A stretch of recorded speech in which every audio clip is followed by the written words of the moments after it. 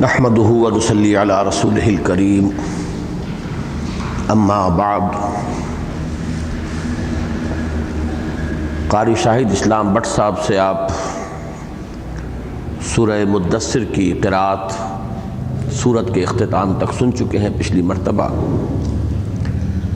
اگرچہ ہمارا درس صرف ایک آیت تک ہو سکا تھا، یعنی آیت نمبر 31، جو اس سورہ مبارکہ کی طویل ترین آیت ہے۔ تو اب آج میں دوبارہ تلاوت کر رہا ہوں، اور آج بجائے ان کی قرأت کے میری تلاوت پر آپ قناعت فرمائیں۔ اعوذ باللہ من الشیطان الرجیم، بسم اللہ الرحمن الرحیم۔ کلا والقمر واللیل اذ ادبر والصبح اذا اسفر انہا لإحدى الکبر نذیرا للبشر لمن شاء منکم ان یتقدم او یتأخر کل نفس بما کسبت رہینہ الا اصحاب الیمین فی جنات یتساءلون عن المجرمین ما سلککم فی سقر قالوا لم نک من المصلین ولم نک نطعم المسکین وَكُنَّا نَخُوضُ مَعَ الْخَائِضِينَ وَكُنَّا نُكَذِّبُ بِيَوْمِ الدِّينِ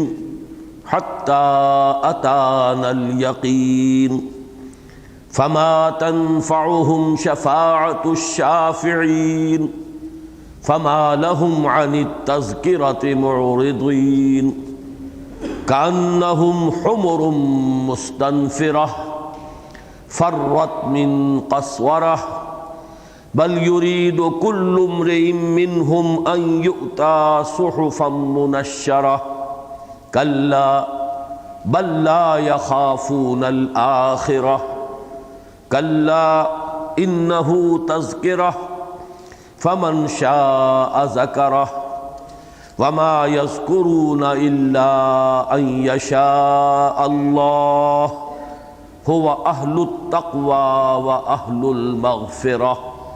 صدق اللہ العظیم۔ رب اشرح لی صدری ویسر لی امری واحلل عقدۃ من لسانی یفقہوا قولی۔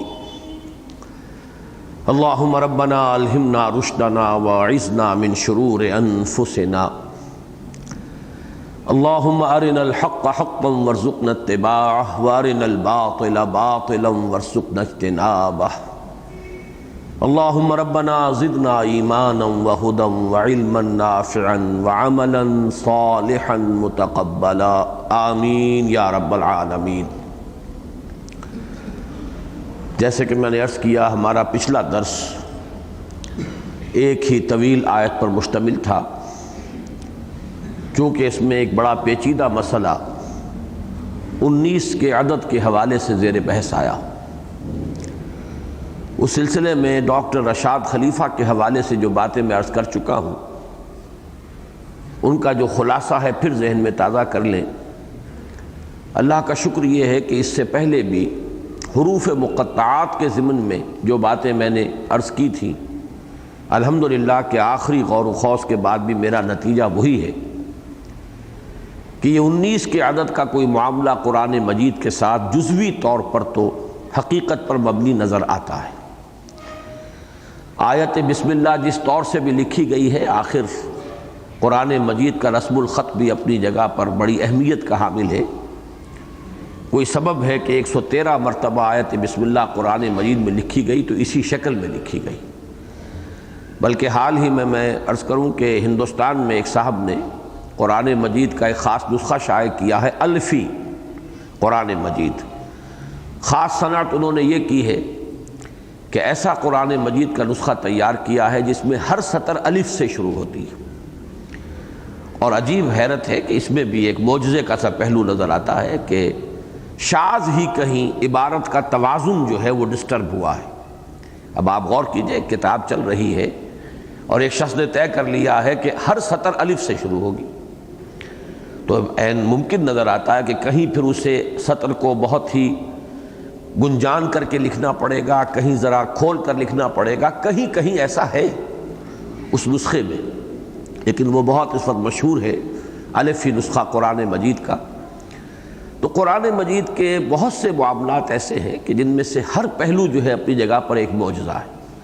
اس نسخے سے بھی ایک اعجاز کا پہلو سامنے آیا کہ ایک ایسا بھی رسم الخط ہو سکتا ہے قرآن مجید کا کہ جس میں اگر یہ طے کر لیا جائے کہ ہر سطر جو ہے وہ الف سے شروع ہوگی تب بھی اس کا توازن بگڑتا نہیں۔ اسی طرح کا معاملہ یہ ہے کہ 19 کے عدد کا، اور یہ بسم اللہ میں عرض کر رہا تھا اسی لیے میرا ذہن منتقل ہوا اس الفی قرآن مجید کی طرف، کہ انہوں نے ہر سورت سے پہلے جو آیت بسم اللہ لکھی ہے وہ مختلف انداز میں لکھی ہے۔ اس لیے کہ آپ کو معلوم ہے مختلف خط رہے، کوفی خط ہے، فلاں خط ہے، خط سلس ہے، یہ خود اپنی جگہ ایک بہت بڑی سائنس ہے۔ اور ہمارے ہاں جو استاد ہیں قرآن اکیڈمی میں اور قرآن کالج میں حافظ احمد یار صاحب، ان کا خصوصی یہ مضمون ہے اور انہیں بڑی دلچسپی ہے، وہ اس پہ ریسرچ کر کے واقعہ یہ ہے کہ ڈاکٹریٹ حاصل کر سکتے ہیں اگر انہیں ذرا سا وقت مل جائے کہ جو کچھ معلومات انہوں نے اب تک جمع کی ہیں ان کو مرتب کر کے وہ تھیسس کی شکل دے سکے۔ تو انہوں نے اسی پر بڑی محنت کی ہے، بڑی بڑی ضخیم کتابیں لکھی گئی اس موضوع پر کہ قرآن مجید کا رسم الخط کیا ہے، کس حرف کو کس طور سے لکھا جائے گا۔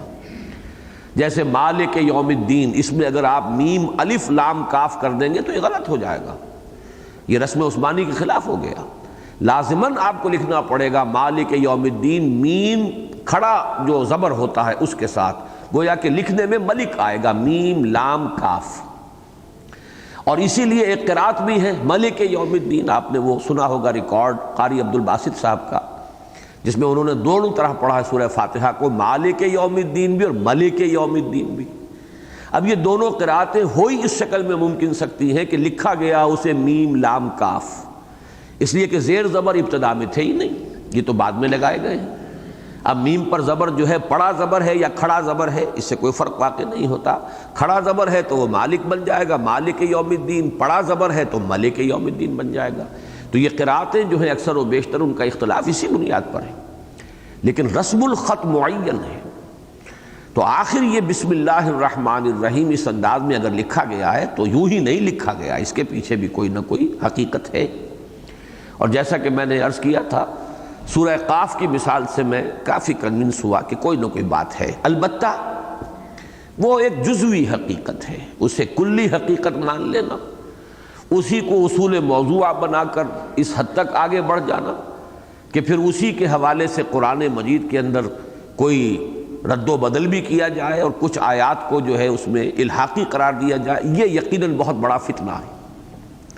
اس کے لیے میں اصل میں آج چاہ رہا تھا کہ حضرت علی رضی اللہ تعالیٰ عنہ کا قول آپ کو سناؤں، جو انہوں نے خوارج کے بارے میں کہا تھا، بڑا حکیمانہ قول ہے۔ انہوں نے جو نعرہ لگایا تھا ان الحکم الا للہ، اب ظاہر بات ہے یہ تو قرآن مجید کی آیت ہے، اس نعرے کو کون غلط کہہ سکتا ہے؟ تو حضرت علی فرمایا کرتے تھے قول الحق ارید بہ الباطل، حق ہے اپنی جگہ پر، بات جو کچھ کہہ رہے ہیں بالکل صحیح ہے، لیکن اس سے جو ان کا ارادہ ہے وہ باطل ہے۔ تو بسا اوقات ایک بات صحیح ہوتی ہے لیکن یہ کہ اس سے پھر وہ قائل جو ہے اس کا، یہ اس کی اپنی نیت پر ہے کہ اس سے وہ کیا کہنا چاہتا ہے، کیا اس سے مراد لے رہا ہے، کیا اس سے پھر وہ آگے بڑھ کر کیا نتائج اخذ کرنا چاہتا ہے۔ اس اعتبار سے جیسے خوارج کی بات تھی قول الحق ارید بہ الباطل، بات تو سچی ہے، صحیح ہے، درست ہے، لیکن اس سے جو کچھ وہ چاہ رہے ہیں وہ باطل ہے۔ اسی طرح یہ رشاد خلیفہ یا یہ کہ بہائیوں کا جو یہ فلسفہ ہے 19 والا، یہ جزوی حقیقت نظر آتا ہے، اگرچہ اس کو جس طرح انہوں نے ایک فلسفہ بنا کر اور اس کو پھر بڑھایا ہے اور قرآن مجید میں سورہ توبہ کی آخری 2 آیات کو الحاقی قرار دیا، یہ بہت بڑا فتنہ ہے۔ اللہ تعالیٰ اس فتنے سے ہمیں محفوظ رکھے۔ اب ہم آگے چل رہے ہیں، سورہ مدثر کا یہ حصہ جو آج میں نے ابھی تلاوت کیا ہے، یہ اپنی جگہ پر آج جب میں غور کر رہا تو محسوس ہوا کہ اپنے نظم کے اعتبار سے، عمود کے اعتبار سے، مضمون کے اعتبار سے خود اپنی جگہ پر ایک مکمل صورت ہے۔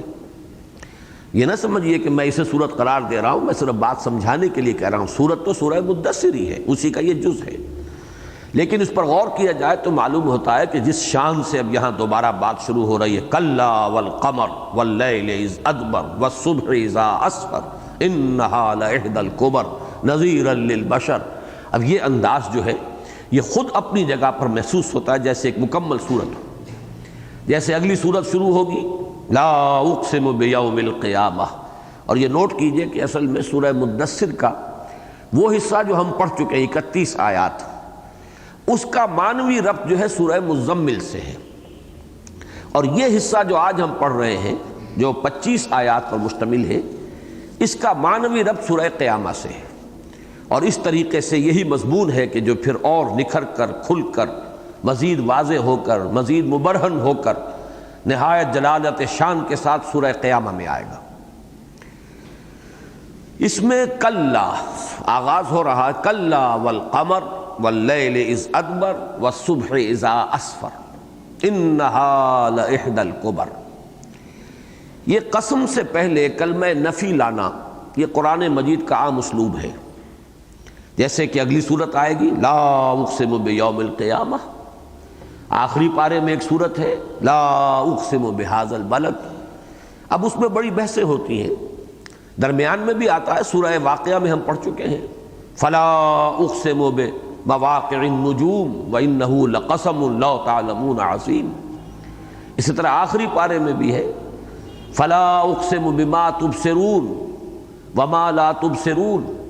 تو یہ جو لا پہلے آتا ہے در حقیقت اس کے بارے میں اگرچہ بہت سی آراء ہیں، کسی نے اس کو لا زائدہ قرار دیا ہے کہ اس کا ترجمہ نہیں کیا جائے گا، لیکن جو صحیح رائے معلوم ہوتی ہے وہ یہ کہ اس کا فائدہ یہ ہے کہ جو رد و قضا ہو رہی ہے، مخاطب سے جو گفتگو ہو رہی ہے، اس میں مخاطب کے خیالات کی نفی سے بات شروع کی جائے، یعنی متکلم جو ہے وہ اتنا پرجوش ہے اپنی بات میں، اتنا اسے یقین اور تیقن حاصل ہے، اور مخاطب کے مذمومات جو ہے ان کے بارے میں اسے اتنا یقین حاصل ہے کہ وہ باطل ہیں کہ وہ اس کا بھی انتظار نہیں کرنا چاہتا کہ پہلے قسم کھا کر اپنی بات کہوں، بلکہ وہ پہلے ہی نفی کرنا چاہتا لا اقسم بہذا البلد لا اقسم بیوم القیامہ، یعنی تمہارے خیالات، تمہارے نظریات، تمہارے اعتراضات پادر ہوا ہیں، ان کی کوئی حقیقت نہیں، میں تو قسم کھاتا ہوں قیامت کے دن کی۔ تو گویا کہ یہ لا منفصل ہے۔ اب انگریزی میں تو آپ کو معلوم ہے کہ پنکچویشن ہوتی ہے، میں نے کئی مرتبہ ترجمہ کیا ہے سورۃ العصر کی کہ جو ہے قسم کا نے I swear by the day of judgment، یہ سورہ قیامہ کی آیت کا نے نہیں، ہرگز نہیں، نے کے بعد کوما آ جائے گا I swear by the day of judgment، میں تو قسم کھاتا ہوں قیامت کے دن کی، لیکن یہ ہے کہ عربی زبان میں پنکچویشنز نہیں ہے، اس لیے یہ مسائل پیدا ہو جاتے ہیں کہ آیا یہ منفصل ہے متصل ہے۔ متصل ہو جائے تو لا اقسمہ کا ترجمہ ہوگا میں قسم نہیں کھاتا، لا کو منفصل مانا جائے گا لا اقسم بہذا البلد، نہیں، تمہاری بات غلط، تمہارے اعتراض غلط، تمہارے نظریات غلط، میں قسم کھاتا ہوں قیامت کے دن، تو اس کو لا منفصل کہیں گے۔ اسی طریقے سے لفظ کلا ہے، اور بھی بہت سی جگہوں پر فلا وربک لا یؤمنون حتی یحکموک فیما شجر بینہم، تیرے رب کی قسم، اور اس سے پہلے لا، ہرگز نہیں، ان کے خیالات، ان کے نظریات بالکل غلط ہیں، تیرے رب کی قسم ہے کہ یہ ہرگز مومن نہیں ہوں گے جب تک کہ ہر معاملہ جو ان کے مابین نزاعی اٹھ کھڑا ہو اس میں آپ کو حکم تسلیم نہ کریں، اور پھر جو فیصلہ ہے نبی آپ کر دیں اس پر اپنے دل میں بھی کوئی تنگی محسوس نہ کریں۔ اگر دل میں بھی تنگی محسوس ہوئی کہ ظاہری طور پر تو حضور کا فیصلہ قبول کر لیا، لیکن دل میں بھی تنگی محسوس کی تو ایمان کی نفی ہو جائے گی۔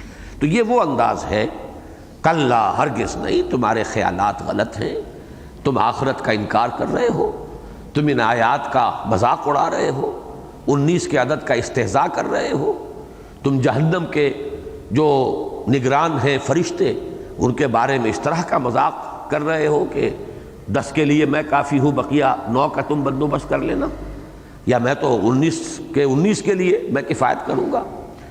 تو یہ ہے کلا والقمر۔ اب یہاں سے بات شروع ہوئی، قسم ہے چاند کی، کلا والقمر واللیل اذ ادبر۔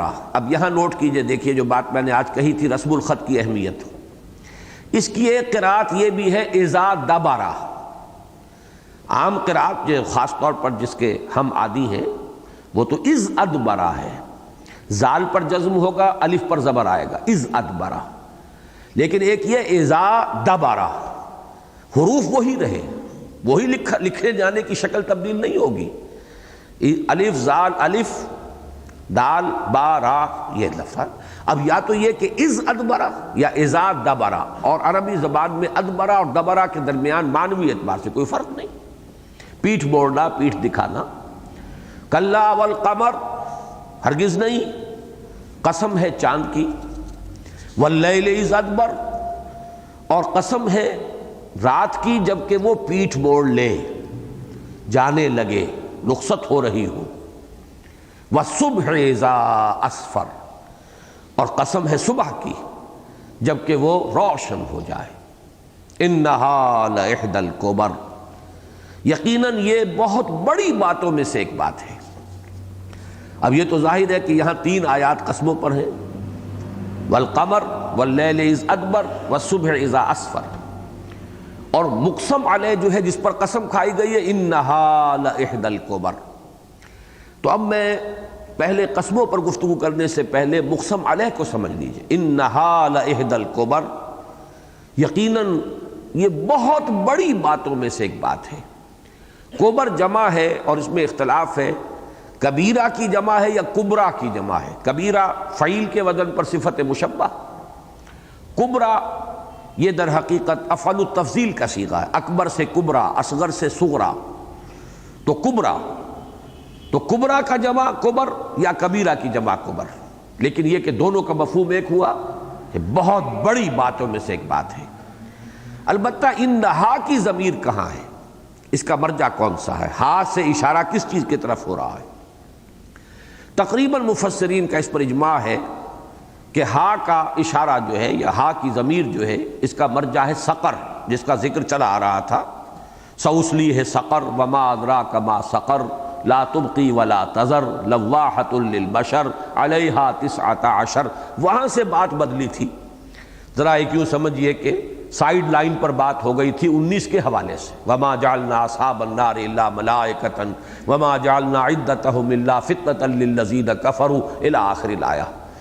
تو اکثر حضرات کے نزدیک یہاں انہا سے جو بات شروع ہو رہی ہے اس میں مراد سقر ہے، کہ یہ سقر بہت بڑی چیزوں میں سے ایک بہت بڑی شے، بہت بڑی بلاؤں میں سے ایک بہت بڑی بلا ہے. یہاں نوٹ کیجئے کہ قرآن مجید میں جہنم کے لیے کئی نام آئے ہیں. سب سے پہلے خود لفظ جہنم، پھر لفظ جہیم، پھر اس سے آگے چلیے سعیر، پھر اس کے علاوہ حاویہ، امہ حاویہ وما ادراک ما ہی نار حامیہ، حطمہ. اب یہ تمام الفاظ اسی طریقے سے لظا، انہا لظا نزاعۃ للشوا تدعو من ادبر وتولی. اب 2 مفہوم ہو سکتے ہیں، یا تو یہ کہ یہ ایک ہی شے کے مختلف نام ہیں، یا یہ کہ اس کے مختلف طبقات ہیں. یہ تو سب کو معلوم ہے، اس لیے کہ قرآن مجید کی نص ہے سورہ نساء کی کہ ان المنافقین فی الدرک الاسفل من النار، آگ کے سب سے نچلے طبقے میں ہوں گے منافق. تو معلوم ہوا طبقات تو ہے. جیسا کہ میں نے پچھلی مرتبہ بڑی تفصیل سے عرض کیا کہ نہ اہل ایمان سب برابر تھے اور نہ اہل کفر سب برابر تھے، نہ ہر زن زنست و نہ ہر مرد مرد خدا پنج انگوش یکساں نہ کرتے. ویسے تو یہ کہ ایمان نہ لانے والوں میں گویا کہ کفر بھی رہ جانے والوں میں ابو طالب بھی تھے، اور ادھر وہ ابو لہب بھی تھا، اور ایمان لے آنے والوں میں قانوناً مسلمان ہو جانے والوں میں عبداللہ ابن ابی بھی تھا، اور ابو بکر صدیق بھی تھے. تو کہاں ابو بکر صدیق، کہاں عبداللہ ابن ابی. مائنس انفینٹی سے اور پلس انفینٹی تک لے جائیے تو معلوم ہوگا زمین و آسمان کا فرق ہے. 1000 فرسنگست ز عشق تاب صبوری 1000 فرسنگست. کفار میں بھی ظاہر بات ہے کہ ابو طالب کہاں ابو طالب، کہاں ابو لہب، درمیان میں ولید ابن مغیرہ بھی ہے اور درمیان میں ابو جہل بھی ہے.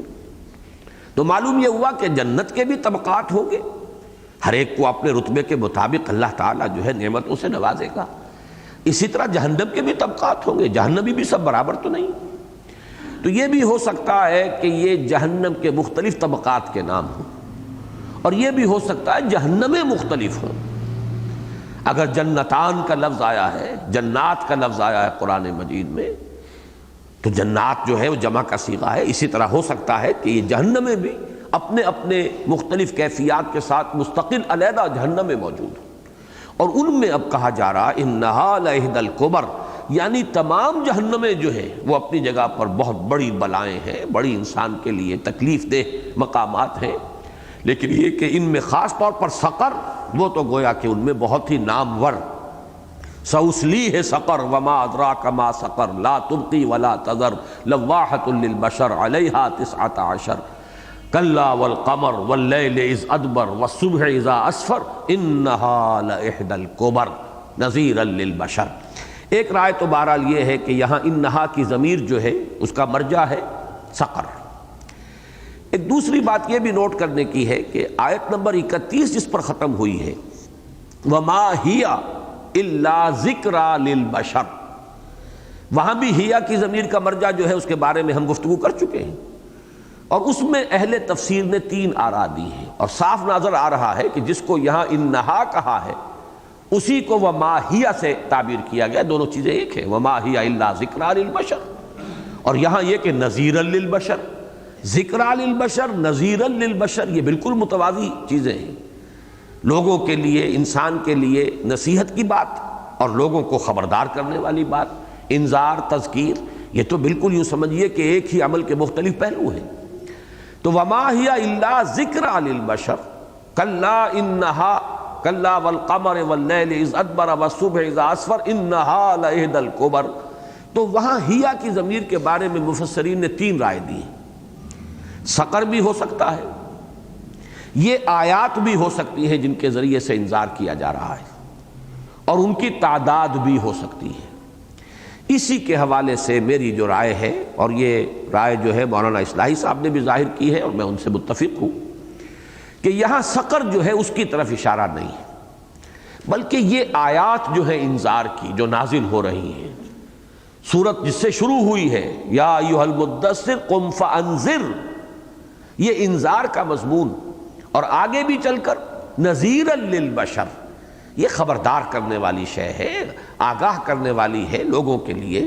تو اس سے مراد در حقیقت چاہے تو اس کو آپ عام کر لیں، نبوت اور رسالت کا سلسلہ اللہ نے دنیا میں کیوں جاری کیا؟ انذار کے لیے، ذکرہ کے لیے، تذکرہ کے لیے، نصیحت کے لیے، تبشیر کے لیے، اور یا یہ کہ خاص طور پر یہ آیات مبارکہ جو ہیں جو اس سورہ مبارکہ میں آئی ہیں خبردار کرنے کے لیے، ان کی طرف اشارہ ہے۔ اب آئیے، اگر ہم نے معین کر لیا ہے کہ یہ انہا کی ضمیر جو ہے ان آیات انذار کی طرف ہے، تو اب آئیے قسموں کی طرف، کلا والقمر واللیل اذ ادبر والصبح اذا اسفر، یہ 3 جو قسمیں آئی ہیں ان میں جو ربط ہے واللہ عالم، مجھے یہ بات کہیں اور نہیں ملی ہے، لیکن یہ کہ میں نے جتنا غور کیا ہے تو مجھے یہ حقیقت محسوس ہوئی جو میں آپ کے سامنے رکھ رہا ہوں۔ اس میں در حقیقت ایک فینومینن ہے کہ انسان پر جیسے کہ گمراہی میں بھی انسان ایک دم آخری درجے تک نہیں پہنچ جاتا، درجہ بدرجہ پہنچتا ہے، اسی طرح ہدایت میں بھی انسان، انکشاف ہدایت جو ہے انسان پر وہ بھی درجہ بدرجہ ہوتا ہے۔ ان قسموں کے بالکل متوازی اور متوازن قسمیں آئی ہیں آخری پارے میں سورۃ الانشقاق میں، وہاں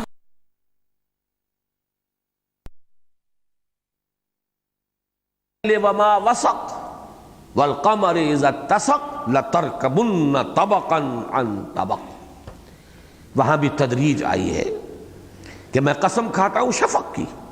اب شفق وہ روشنی ہوتی ہے سرخ جو آسمان پر ہوتی ہے سورج کے غروب ہونے کے فوراً بعد، کچھ دیر تک اس کی وجہ سے روشنی رہتی ہے، اس کے بعد رات چھا جاتی ہے، واللیل وما وسق، رات تو گویا کہ ہر شے کا احاطہ کر لیتی ہے، سب کو اپنی چادر سے ڈھانپ دیتی ہے، لیکن والقمر اذا اتسق، چاند اگر نمودار ہو اور پورا چاند، 14ویں کا چاند، پورا چاند، تو پھر وہ روشنی جو ہے ایک ہلکی اور خنک روشنی جو ہے پھر دنیا کے اوپر اس کا ایک ظہور ہوتا ہے۔ میرے نزدیک یہ قسمیں اور یہ قسمیں جو اس سورہ مبارکہ میں ہیں بہت ایک دوسرے سے نزدیک ہیں۔ چنانچہ یہاں قمر جو ہے کلا والقمر، اس میں گویا کہ اشارہ ہے محمد الرسول اللہ صلی اللہ علیہ وسلم کی رسالت کی طرف۔ آپ سے ہدایت کی کرنیں پھوٹ رہی ہیں، ہدایت کی روشنی پھیل رہی ہے، لیکن جیسے کہ آپ کو معلوم ہے سورج کی روشنی اور چاند کی روشنی میں بڑا فرق ہے۔ سورج کی روشنی بڑی تیز، اس کی شدت، اس کی انٹینسٹی، چاند کی روشنی ہلکی ہلکی، ٹھنڈی ٹھنڈی، اس کے اندر اس طرح کی جو ہے وہ شدت نہیں ہوتی۔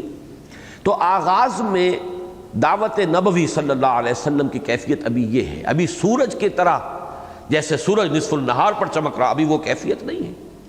ابھی گویا کہ ان دودلکوں کے ساتھ اور اندھیاروں کے ساتھ ابھی کشمکش جاری ہے، جیسے کہ چاند کی روشنی ہے، محسوس ہوتا ہے کہ جیسے اندھیروں کے ساتھ کشمکش کر رہی ہے۔ کلا والقمر، لیکن جب یہ روشنی کسی پر منکشف ہو جاتی ہے تو اس کے راستے میں ایک بہت بڑی رکاوٹ آتی ہے، اور وہ رکاوٹ جو ہے حب دنیا ہے، جس کو وہ ماننا نہیں چاہتا۔ یہ جو ولید بن مغیرہ کا قصہ آیا اس سورہ مبارکہ میں کہ اس نے غور کیا، سوچا، فَقُتِلَ كَيْفَ قَدَّرَ ثُمَّ قُتِلَ كَيْفَ قَدَّرَ ثُمَّ نَظَرَ ثُمَّ عَبَسَ وَبَصَرَ ثُمَّ أَدْبَرَ وَاسْتَكْبَرَ فَقَالَ إِنْ هَذَا إِلَّا سِحْرٌ يُؤْثَرُ۔ تجزیہ کیجئے کہ حقیقت تو منکشف ہو چکی تھی، وہ پورے طور پر اس کا بھی اعلان کر چکا تھا کہ نہ یہ شاعر کا کلام ہے، نہ کاہن کا کلام ہے، نہ محمد جھوٹے ہیں صلی اللہ علیہ وسلم۔ اب بتائیے کسر کہاں رہ گئی؟ جیسے کہ میں نے مثال دی تھی کہ ہرقل حقیقت بالکل واضح ہو چکی، پہچان لیا حضور کو صلی اللہ علیہ وسلم، پھر کیوں محروم رہ گیا؟ جب حقیقت اس طرح واضح ہو جائے اور پھر بھی انسان محروم رہ جائے، اس کا سبب کیا ہوتا ہے؟ آخرت کا یقین نہ ہونا یا احساس نہ ہونا۔ یہ ہے دنیا کی محبت، جب آخرت کے اس احساس کے اوپر پردہ ڈال دیتی ہے تو آدمی محروم رہتا ہے۔ البتہ یہ کہ اگر کہیں آخرت کا خیال آ جائے اور انسان کو ذرا سے بھی ایک امکان اور گمان کے درجے میں بھی آخرت کا خیال آ جائے تو یہ سارے جو ہیں ظلمات کے پردے چھٹ جائیں گے، اور اس کے بعد جیسے کہ صبح روشن ہوتی ہے، وَالصُّبْحِ إِذَا أَسْفَرَ، جیسے کہ اب سورج طلوع ہوتا ہے اور صبح کی روشنی ہے، صبح روشن ہو گئی ہے، یہ کیفیت اس کے بعد ہو جاتی ہے۔ درمیان میں یہ جو رات ہے شب دیجور، یہ در حقیقت آخرت کے تصور سے انسان کی محرومی ہے۔ یہ میں چاہتا ہوں کہ اس مضمون کو ذرا آپ اچھی طرح سمجھیں کہ آگے چل کر یہ مضمون آئے گا، اور وہاں پر میں مزید تفصیل اس کی عرض کروں گا کہ جہاں تک اللہ کا ایمان ہے وہ فطرت انسانی میں ہے، موجود ہے۔ آخرت کے بارے میں بھی ایک احساس فطرت میں موجود ہے، ایک ذمہ داری کا احساس ہے، مسئولیت کا احساس ہے، یہ فطرت میں موجود ہے۔ حب دنیا جب آ کر اس آخرت کے احساس کو کسی طریقے سے غیر مؤثر کر دیتی ہے تو پھر رسول کو پہچان لینا بھی اپنی جگہ پر ہے، اور اللہ کی توحید کا انکشاف بھی اپنی جگہ پر ہے، لیکن انسان ایمان نہیں لائے گا، اقرار نہیں کرے گا، اعلان نہیں کرے گا، اس لیے کہ پاؤں میں دنیا جو ہے وہ بیڑی بن کر پڑی ہوئی۔ یہ بیڑی کسی کی بہت بھاری ہوتی ہے۔ ولید بن مغیرہ کی چودراہٹ تھی، ایک طرح سے رئیس تھا مکے کا، ہرقل کی بہت بڑی سلطنت تھی، بہت بڑی مملکت تھی۔ یہ بیڑیاں جو ہیں مختلف لوگوں کے لیے مختلف ہیں۔ علماء یہود کے لیے ان کی چودراہٹ جو تھی علمی چودراہٹ اور مذہبی سیادت جو تھی وہ رکاوٹ بن گئی۔ تو یہ ہے حب دنیا کی بیڑی، یہ گویا کہ رات کے مشابہ ہے، اور اگر اس سے انسان کسی طرح نکل جائے تو پھر وہ فطرت کے اندر جو مثمر حقائق ہیں، اور پھر یہ کہ آیات الہیہ کے ذریعے سے، وحی کے ذریعے سے جو اجاگر وہ ہو گئے ہیں، پھر صبح کی روشنی کی طریقے سے بات بالکل روشن ہو جاتی ہے اور طلوع ہو جاتی ہے صبح اپنی تمام انوار و برکات کے ساتھ۔ یہ ہے میرے نزدیک ربط کلا والقمر واللیل اذ ادبر والصبح، جب یہ رات پیچھے ہٹتی ہے تو صبح طلوع ہوتی ہے۔ آج میں سوچ رہا تھا تو علامہ اقبال کا مجھے شعر یاد آیا کہ دلیل صبح روشن ہے ستاروں کی تنک تابی، افق سے آفتاب ابھرا گیا دور گراں خوابی۔ رات پیچھے ہٹتی ہے، رات کا پردہ گویا کہ جیسے کہ کھینچ لیا گیا، چادر پڑی ہوئی تھی، صبح نمودار ہوئی۔ تو حب دنیا کا پردہ کھینچے گا تو یہ ایمان بالآخرہ نمایاں ہوگا، اور ایمان بالآخرت کے بغیر حق کو قبول نہیں کرے گا آدمی۔ حق منکشف ہو چکے گا، دل گواہی دے چکے گا۔ جیسے کہ قرآن مجید میں ایک مقام پر آیا ہے کہ انہوں نے انکار کیا حالانکہ ان کے دل جو ہے وہ یقین رکھتے تھے، دلوں کے اندر پوری جو ہے تصدیق پیدا ہو چکی تھی، لیکن یہ کہ انہوں نے زبان سے انکار جو ہے اس کے اوپر قائم رہے۔ تو یہ اس کے ساتھ مناسبت قائم ہو جاتی سورہ مبارکہ کے شروع میں جو ولید بن مغیرہ کا معاملہ آیا ہے، کلا والقمر واللیل اذ ادبر والصبح اذا اسفر انہا لإحدی الکبر، یقیناً یہ انذار آخرت یا یہ آیات مبارکہ جن کے ذریعے سے تمہیں آخرت کا انذار کیا جا رہا ہے، چونکہ یہی شے ہے کہ جو تمہاری گمراہی کا اصل سرچشمہ ہے، یہی ہے جو تمہاری راہ میں رکاوٹ بنا ہوا ہے، لہذا اس کو دور کرنے کے لیے یہ آیات مبارکہ جو ہے انہا لإحدی الکبر، یہ بہت بڑی باتوں میں سے ایک بات ہے، نذیرا للبشر۔ اب یہاں اس کے ساتھ یہ مضمون اور یہ وضاحت جو ہے بالکل مطابقت رکھتی ہے، اس لیے کہ سقر کو ہم نہیں کہہ سکتے کہ وہ نذیرا للبشر ہے، اس کے ساتھ تو کوئی مطابقت مناسبت نہیں بنتی۔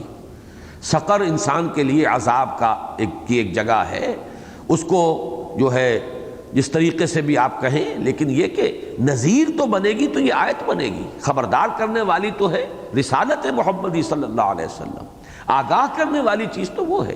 سقر تو جب تک کہ غیب کا پردہ پڑا ہوا ہے ہمارے لیے نذیر نہیں ہے، وہ تو اسی وقت نذیر بنے گی جب کہ نگاہوں کے سامنے آ جائے گی، جب کہ قیامت میں سامنے لے آئی جائے گی، جہنم جو ہے وہ لوگوں کے نگاہوں کے سامنے ہوگی۔ لیکن یہ کہ ابھی تک تو ظاہر بات ہے کہ نذیر محمد الرسول اللہ صلی اللہ علیہ وسلم یا یہ آیات مبارکہ ہے، بینہ جنہیں کہا گیا۔ بینہ کیا ہے؟ رسول من اللہ یتلو صحفا مطہرۃ فیہا کتب قیمہ، تو یہ آیات مبارکہ، یہ آیات انذار، یہ کتب قیمہ، یہ ہے نذیر، نذیرا للبشر۔ اور جیسا کہ میں نے عرض کیا ہے اس کا ایک ربط قائم ہوا، وما ہی الا ذکریٰ للبشر، اور یہاں فرمایا نذیرا للبشر، یہ ذکرہ بھی ہے، یاد دہانی بھی ہے۔ اور ذکرہ کے بارے میں کئی مرتبہ میں وضاحت کر چکا ہوں کہ اس کے معنی یاد دہانی، ترجمہ عام طور پر ہوتا ہے نصیحت، لیکن در حقیقت اس لفظ کی جو بنیادی لغوی جو اصل ہے اس کے اعتبار سے غور کریں کہ ذکر کہتے ہیں، تذکر کہتے ہیں یاد کرنے کو، جس کو کہ شاہ عبد القادر رحمۃ اللہ علیہ جو ہے وہ بڑا پیارا لفظ ہندی کا استعمال کرتے ہیں، چیتا، چیتے گا انسان، یوم یتذکر الانسان ما سعی، اس دن چیتے گا انسان کہ اس نے کیا کیا تھا۔ اور یہ چیتنا جو ہے یہ پنجابی کا لفظ بھی ہے، اصل میں یہ ہندی کا لفظ ہے، چیتے گا انسان اس دن۔ تو ذکر کے معنی ہے کسی شے کا یاد کرنا، اور تذکیر کہتے ہیں اسے کہ کوئی شے آپ کو یاد تھی لیکن پھر بھول گئے آپ، کوئی زمانہ گزر گیا ہے، اپنے اس دوست سے ملاقات نہیں ہوئی، اب اس کا کبھی خیال بھی نہیں آیا، آنکھ ہو جل پہاڑ ہو جل، سال ہا سال گزر گئے، اچانک کہیں کوئی شے آپ دیکھتے ہیں کہ جس کی کوئی ایسوسیشن ہے اس کے ساتھ۔ جیسے میں کہا کرتا ہوں آپ نے ٹرنک کھولا کوئی اور اس میں سے کوئی قلم نکل آیا، کوئی رومال نکل آیا جو کبھی آپ کے دوست نے آپ کو دیا تھا، اس کو دیکھتے ہی دوست یاد آ جائے گا۔ یہ نہیں کہ اس رومال کے ذریعے سے آپ کو دوست کا علم حاصل ہوا، نہیں، اس رومال میں کیا ہے کہ وہ آپ کو علم دے سکے، علم تو تھا اندر، آپ کے ذہن کے اندر تھا، لیکن وہ نیچے اتر گیا تھا، محافظ خانے میں وہ فائل بہت نیچے دب گئی تھی، اس نشانی کو دیکھ کر وہ بات جو ہے آپ کے اپنے ذہن کے اندر سے ابھر کر شعور کی سطح پر آ گئی۔ یہ ذکرہ ہے، یہ تذکرہ ہے، اسی لیے قرآن بار بار کہتا ہے کلا انہا تذکرہ، ذکرہ، فذکر انما انت مذکر، ہے نبی یاد دلائیے، آپ کا کام صرف یاد دلانا ہے۔ کسی کے ذہن میں یہ چیز اتنی نیچے اتر گئی ہے اور اس کے اوپر تالے پڑ گئے ہیں اور گرہیں لگ گئی ہے تو کتنا ہی آپ زور لگا لیں وہ گرہ نہیں کھلے گی۔ سواء علیہم انذرتہم ام لم تنذرہم لا یؤمنون، آپ کسی کے اندر ایمان ڈال نہیں سکتے، ایمان تو اندر سے ابھرتا ہے، وہ اندر سے ابھرتا ہے لیکن آیات الہیہ کے حوالے سے۔ کھول آنکھ، فلک دیکھ، زمین دیکھ، فضا دیکھ۔ افلا ينظرون الى الابل كيف خلقت والى السماء كيف رفعت والى الجبال كيف نصبت والى الارض كيف سطحت فذكر انما انت مذکر۔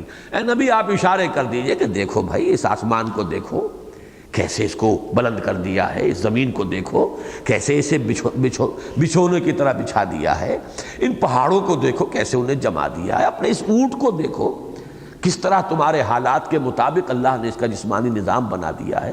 اے نبی آپ اشارے کیجئے، یاد دلانے کی کوشش کیجئے، فذکر انما انت مذکر لست علیہم بمسیطر، آپ کا کام یاد دلانا ہے، آپ ان پر کوئی داروغہ نہیں۔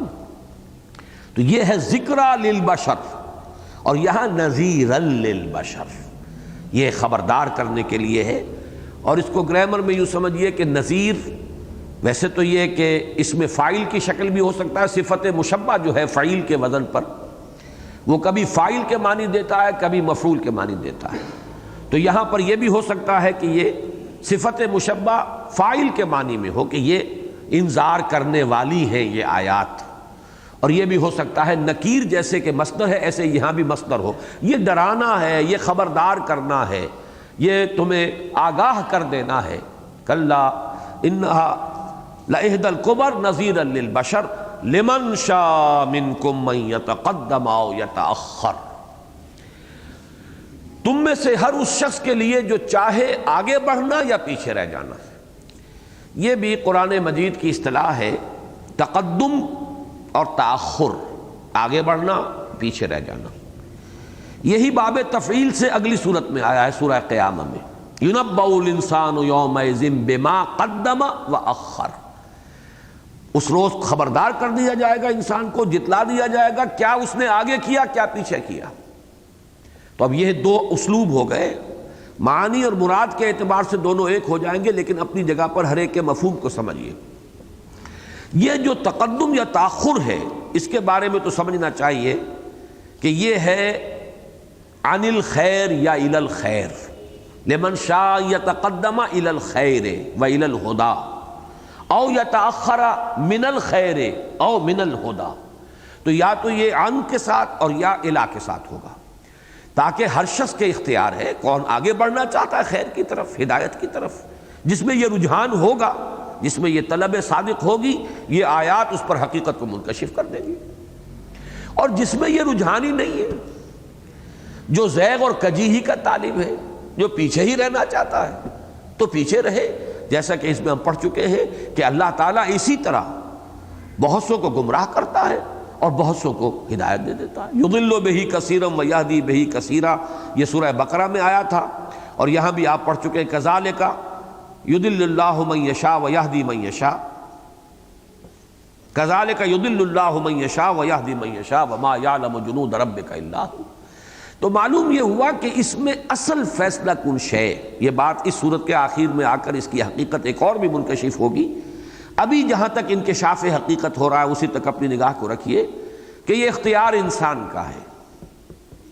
انسان طالب خیر ہے، خیر کی طرف بڑھنا چاہتا ہے، تو اس کے لیے اللہ تعالیٰ راستے کھولتا چلا جائے گا۔ اسی کو کہا گیا ہے فَسَنُيَسِّرُهُ لِلْيُسْرَى، رفتہ رفتہ اس کے لیے آسانی، ہدایت کے راستے کو آسان کرتے چلے جائیں گے۔ شروع میں نظر آئے گا بڑا مشکل کام ہے، بڑا کٹھن کام ہے، یہ تو آسان کام نہیں ہے دین پر چلنا، لیکن آپ چلنا شروع کیجئے، معلوم ہوگا نہیں ایسی بڑی بات نہیں تھی، آسان ہے۔ یہ تیسیر ہے اللہ کی طرف سے اس شخص کے لیے جو ہدایت کا طالب ہے۔ ایک حدیث میں آتا ہے جو رمضان کے بارے میں ہے کہ رمضان مبارک میں اللہ تعالیٰ کی طرف سے، ویسے تو یہ کہ یہ ہر وقت کی صدا اور ندا ہے، لیکن رمضان مبارک کی خاص کیفیات ہے، تو کوئی ندا کرنے والا ہاتف غیبی جو ہے وہ ندا کرتا ہے، یا باغی الخیر اقبل و یا باغی الشر ادبر، اے خیر کے طالب آگے بڑھ، تیرے لیے کھلے ہیں میدان اس وقت، رحمت خداوندی کے دروازے کھلے ہیں، آگے بڑھو، محروم نہ رہ جاؤ، ان برکات کو سمیٹنے میں کہیں عاجز نہ رہ جاؤ۔ یا باغی الخیر اقبل، آگے بڑھو، ویا باغی الشر ادبر، اور شر کے طالب پیچھے ہٹ جاؤ، کہ یہ خیر کا مہینہ جو ہے اس کے اندر نیکیاں آسان کر دی جاتی ہیں، اور جو برائیاں ہیں وہ گویا کہ اللہ کی طرف سے ان کے اندر مشکل کا ایک مفہوم پیدا کر دیا جاتا ہے، تاکہ جس کے اندر جو رجحان ہے نیکی کا وہ آگے بڑھے، اس کے لیے راستے کھلتے چلے جائیں۔ تو لمن شاء منکم ان یتقدم او یتأخر، اس آیہ مبارکہ میں فرمایا تم میں سے جو کوئی چاہے آگے بڑھنا، یتقدم الی الخیر الی الہدی او یتأخر عن الہدی او عن الخیر، یا جو پیچھے رہنا چاہتا ہے پیچھے رہے، جیسے سورہ انفال میں فرمایا لِیَہْلِکَ مَنْ هَلَكَ عَنْ بَيِّنَةٍ وَيَحْیَىٰ مَنْ حَیَّ عَنْ بَیِّنَةٍ، تاکہ جسے ہلاک ہونا ہے وہ ہلاک ہو لیکن حجت قائم ہونے کے بعد، اور جسے زندہ رہنا ہے وہ زندہ رہے دلیل کے ساتھ، ایسے ہی نہیں، حجت کے ساتھ، دلیل کے ساتھ، علی وجہ البصیرت، جیسے کہ سورہ یوسف میں کہا گیا کہ اے نبی کہیے قل ھذہ سبیلی ادعو الی اللہ علی بصیرۃ انا ومن اتبعنی، یہ میرا راستہ ہے، میں اللہ کی طرف بلا رہا ہوں، اور یہ میں کوئی ٹامک ٹوئیاں اندھیرے میں نہیں مار رہا ہوں، الٹپ جو ہے اندھیرے میں تیر تکے نہیں چلا رہا ہوں، میں علی وجہ البصیرت اس راستے پر چل رہا ہوں اور بلا رہا ہوں، اور جو لوگ میری پیروی کرنے والے ہیں وہ بھی اسی طرح علی وجہ البصیرت چل رہے ہیں اور لوگوں کو بلا رہے ہیں۔ تو لِیَہْلِکَ مَنْ ہَلَکَ عَنْ بَیِّنَةٍ وَیَحْیَىٰ مَنْ حَیَّ عَنْ بَیِّنَةٍ، تاکہ ہلاک ہو جسے ہلاک ہونا ہے لیکن حجت کے اور دلیل اور برہان کے قائم ہو جانے کے بعد، اور زندہ رہے جس کو زندہ رہنا ہے لیکن دلیل کے ساتھ، حجت کے ساتھ، بصیرت کے ساتھ۔ تو یہ فرمایا لمن شاء منکم من یتقدم او یتأخر، اصل فیصلہ تمہارا ہے، تم آگے بڑھنا چاہتے ہو یا پیچھے رہنا چاہتے ہو۔ اب جو سورہ قیامہ میں آئے گا وہ یہ ہے کہ قیامت کے دن ہر شخص کو بتا دیا جائے گا، جتلا دیا جائے گا اس نے کیا آگے کیا کیا پیچھے کیا۔ یہ در حقیقت یوں سمجھیے کہ اس میں نقشہ کھینچ دیا گیا ہے کہ اس دنیا میں انسان ہر لمحے ایک دو راہے پر ہوتا ہے، فیصلہ اسے کرنا ہوتا ہے ادھر یا ادھر کا، اس لیے کہ ایک طرف نظر آ رہا ہے کہ مجھے نفع ہو سکتا ہے، پیسے ملتے ہیں، ہے حرام، کس کو آگے کیا کس کو پیچھے کیا، دولت کی محبت کو آگے کیا، اللہ کے حکم کو پیچھے کیا، رشوت وصول کر لی، اور اگر دولت کی محبت کو پیچھے کیا اور اللہ کے حکم کو آگے رکھا اس کو رد کر دیا۔ ہر قدم یہی ہے انسان کا، قدم قدم پر یہی فیصلہ ہو رہا ہے، تقدیم و تاخیر ہی تو ہے، جس کو آپ کہتے ہیں ویلیو سٹرکچر، کس چیز کو آپ نے زیادہ اہم سمجھا، کس چیز کے لیے زیادہ آپ کے دل میں قدر و قیمت ہے، کس چیز کو آپ نے ترجیح دی ہے، کس چیز کو آگے رکھا ہے، کس کو پیچھے کیا ہے۔ قدم قدم پر ہر وقت انسان کسی شے کو آگے کرتا ہے، کسی کو پیچھے کرتا ہے، ہر جگہ دو راہا ہے، ہر جگہ وہ کھڑا ہوا ایک دو راہے پر، اس کو رد کرے گا اس کو اختیار کرے گا، ایک کو پیچھے کرے گا ایک کو آگے کرے گا۔ تو ادھر حقیقت یہاں پر یہ تقدم اور تاخر اس شخص کے اعتبار سے خود آگے بڑھا یا پیچھے رہ گیا۔ سورہ قیامہ میں کسی شے کو آگے کرنا اور کسی شے کو پیچھے کرنا، تم نے کس چیز کو آگے رکھا کس چیز کو پیچھے رکھا، آیا تم نے دنیا کو آگے رکھا اور آخرت کو پیچھے کر دیا، یا آخرت کو آگے رکھا اور دنیا کو پیچھے کر دیا؟ بس اسی میں سارا دار و مدار ہے، پورے کے پورے ہمارے اس دنیا کے اندر ہمارے رویے اور ہماری روش کو اسی سے تعبیر کیا جا سکتا ہے۔ کل نفس بما کسبت رہینہ، ہر ذی نفس جو کمائی اس نے کی ہے اس کے عوض رہن ہے۔ یہاں مجھے وہ حدیث یاد آ رہی ہے، کل نفس یغدو، ہر ذی نفس صبح کرتا ہے، فبائع نفسہ، پھر وہ اپنے آپ کو بیچتا ہے، اپنی جان کو، اپنی توانائیوں کو، اپنی ذہانت کو، اپنی صلاحیت کو، اپنی قوت کار کو، کوئی قلم کے ذریعے سے، کوئی زبان کے ذریعے سے، وکیل کھڑا ہے آرگو کر رہا ہے، وہ اپنی وہ ذہانت اور خطابت یا جو بھی تقریری صلاحیت ہے اسے بیچ رہا ہے، فیس لے رہا ہے اس کی۔ کلرک کا بیچارہ قلم کے ذریعے سے وہ جو بھی کر رہا ہے اپنے آپ کو بیچ رہا ہے۔ کوئی شخص جو ہے اینٹیں ڈھو رہا ہے وہ اپنی جسمانی قوت بیچ رہا ہے۔ نفس کے اندر مضمر جو چیزیں ہیں انسان ان کو بیچتا ہے۔ کل نفس یغدو فبائع نفسہ فموبقھا وموتقھا، اب یہ ہے وہ انجام۔ دن بھر اس نے بھی محنت کی اس نے بھی محنت کی، اس نے اللہ کے حکم کو مقدم رکھا، لہذا شام کو جب گھر واپس آئے گا اپنے نفس کو جہنم کی آگ سے چھٹکارا پانے والا ایک یوں سمجھیے کہ فرمان لے کر آئے گا، اس کے لیے جہنم سے نجات کا پروانہ لے کر آئے گا۔ اور ایک وہ شخص ہے جس نے دنیا کو آخر رکھا، بے ایمانی کی، وعدہ خلافیاں کی، بے ایمانیاں کی، جھوٹ بولا، اس نے گویا کہ محنت بھی کی، مشقت بھی کی، اپنے نفس کو کھپایا بھی، لگایا بھی، اور وہ شام کے وقت لے کر آئے گا جہنم کے اندر داخلے کا پروانہ، ہلاک کر کے اپنے آپ کو اور اپنی جان کو اور اپنے مستقبل کو تباہ و برباد کر کے آ رہا ہے۔ اسی کو یہاں تعبیر کیا کل نفس بما کسبت رہینہ، جو بھی کسی نے کمائی کی ہے اس کے عوض وہ رہن ہے۔ یہاں بھی بحث کی ہے نحویین نے کہ رہینہ یہ بھی شتیمہ کے وزن پر یہ بھی مصدر ہے، اس لیے کہ اگر اسے صفت مشبہ مانا جائے تو صفت مشبہ جب بمانی مفعول آتی ہے تو اس میں تذکیر و تانیث نہیں ہوتی، رہینہ کی ضرورت نہیں تھی، پھر رہین کافی ہوتا، لہذا یہ بھی مصدر ہے، یعنی ہر شے، ہر ذی نفس اپنی کمائی، اپنے اعمال، اپنے کرتوتوں کے عوض رہن ہے، اس کے مطابق ہی اس سے معاملہ ہوگا کہ جو کچھ اس نے کمائی کی ہے، جو بھی خیر کمایا یا شر وہ کما کر لایا ہے۔ اپنے نفس کے لیے دنیا سے پروانہ لے کر جا رہا ہے ہر شخص، جہنم سے نجات کا یا جہنم میں اس کو جھونکنے کا، اس لیے کہ وہ کمائی تو یہاں کی ہے۔ جیسا کہ میں نے ابھی عرض کیا، شام کو جو شخص لوٹا ہے وہ یا تو جہنم میں داخلے کا وہ پروانہ لے کر آیا ہے یا جہنم سے نجات کا پروانہ لے کر آیا ہے۔ کل نفس یغدو فبائع نفسہ فموتقھا وموبقھا۔ اسی طرح یہاں فرمایا کل نفس بما کسبت رہینہ الا اصحاب الیمین، سوائے داہنے والوں کے۔ یہ داہنے والے جن کے ہاتھ میں قیامت کے دن داہنے ہاتھ میں ان کے اعمال نامے دیے جائیں گے، قرآن مجید میں کئی جگہ تذکرہ آیا ہے۔ پھر یہ کہ یمن جو ہے یہ سعادت کے لیے بھی آتا ہے، خیر کے لیے، برکت کے لیے، تو اس کو اگر لفظی معنی میں لیا جائے تو یہ کہ جو خیر والے، سعادت والے، برکت والے، نیکی والے، بھلائی والے، اچھے رجحانات رکھنے والے ہیں، جنہوں نے نیکیاں کمائی ہیں۔ اور یہ کہ اگر اس اعتبار سے لیا جائے کہ قیامت کے دن اعمال نامے کسی کو داہنے ہاتھ میں دیے جائیں گے، کسی کو بائیں ہاتھ میں، داہنے ہاتھ میں ان کو دیے جائیں گے کہ جن کے لیے جنت میں داخلہ ہے، جو کامیاب ہیں۔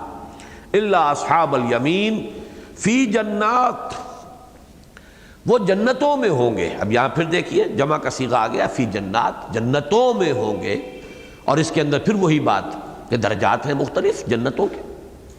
ایک حدیث میں یہاں تک آیا ہے کہ ایک کمتر درجے کا جنتی اپنے سے بالا تر درجے کے جنتی کو ایسے دیکھے گا جیسے تم زمین پر بیٹھ کر اور آسمان کے ستاروں کو دیکھتے ہو۔ یہ فرق و تفاوت ہوگا جنت کے درجات میں۔ اور اسی میں پھر بڑی امید افزا باتیں آئی ہیں کہ اگر کوئی شخص خود جنتی ہے اور اس کا اونچا رتبہ ہے جنت میں، اور اس کے اہل و عیال جو ہیں اگرچہ وہ بھی جنتی ہیں لیکن وہ کمتر درجے کے ہیں، تو اللہ تعالیٰ اس برتر درجے والے کی خوشی کے لیے، اس کی رضا کے لیے ان کو اپ گریڈ کرے گا اور ان کو بھی شامل کر دے گا ان کے ساتھ۔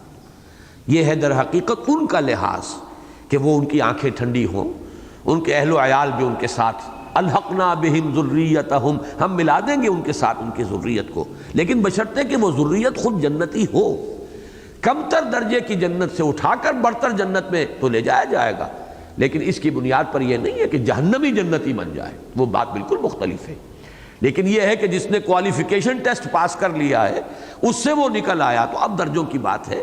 تو اللہ تعالیٰ اونچے درجے والے جو ہیں جنتی، ان کو خوش کرنے کے لیے اللہ تعالیٰ ان کے جو لواحقین ہیں، ان کے جو اعزاء ہیں، وہ خواہ اپنے اعمال کے اعتبار سے اس اعلیٰ درجے کے مستحق نہ ہو، لیکن اللہ تعالیٰ ان کے درجے بلند کر دے گا۔ فی جنات یتساءلون، یتساءلون تساؤل باب تفاعل، آپس میں پوچھیں گے، وہ جہنمیوں کے بارے میں خیال کریں گے۔ اب دیکھیے یہ خیال اس نوعیت کا ہے کہ کسی شخص کے بارے میں بڑی اچھی اچھی باتیں کیا کرتا تھا، کیا بات ہے وہ جہنمی کیوں ہو گیا؟ فلاں شخص جو ہے وہ تو نیکی کا پرچار کرتا تھا، تلقین کرتا تھا، کیا وجہ وہ جہنم میں کیوں چلا گیا؟ تو ظاہر بات ہے کہ آپس میں یہ تساؤل جو ہے یہ آپس کی بات ہے۔ اہل جنت آپس میں گفتگو کریں گے، فی جنات یتساءلون عن المجرمین، مجرمین کے بارے میں سوال کریں گے۔ لیکن یہاں اگلی آیت میں سوال جو آ رہا ہے، ما سلککم فی سقر، اس سے مراد ہو رہا ہے کہ وہ خود جہنمیوں سے مخاطب ہو کر کہیں گے کہ کس چیز نے تمہیں جہنم میں جھونک دیا، کیا سبب بنا تمہیں جہنم میں تمہارے آنے کا؟ تو اس کے اندر جو ایک خلا ہے درمیان میں، اس کو یوں پر کیا ہے مفسرین نے کہ وہ آپس میں باتیں کرتے کرتے پھر براہ راست جہنمیوں سے بھی مخاطب ہو جائیں گے، اس کا یہاں صراحتاً تذکرہ نہیں کیا گیا۔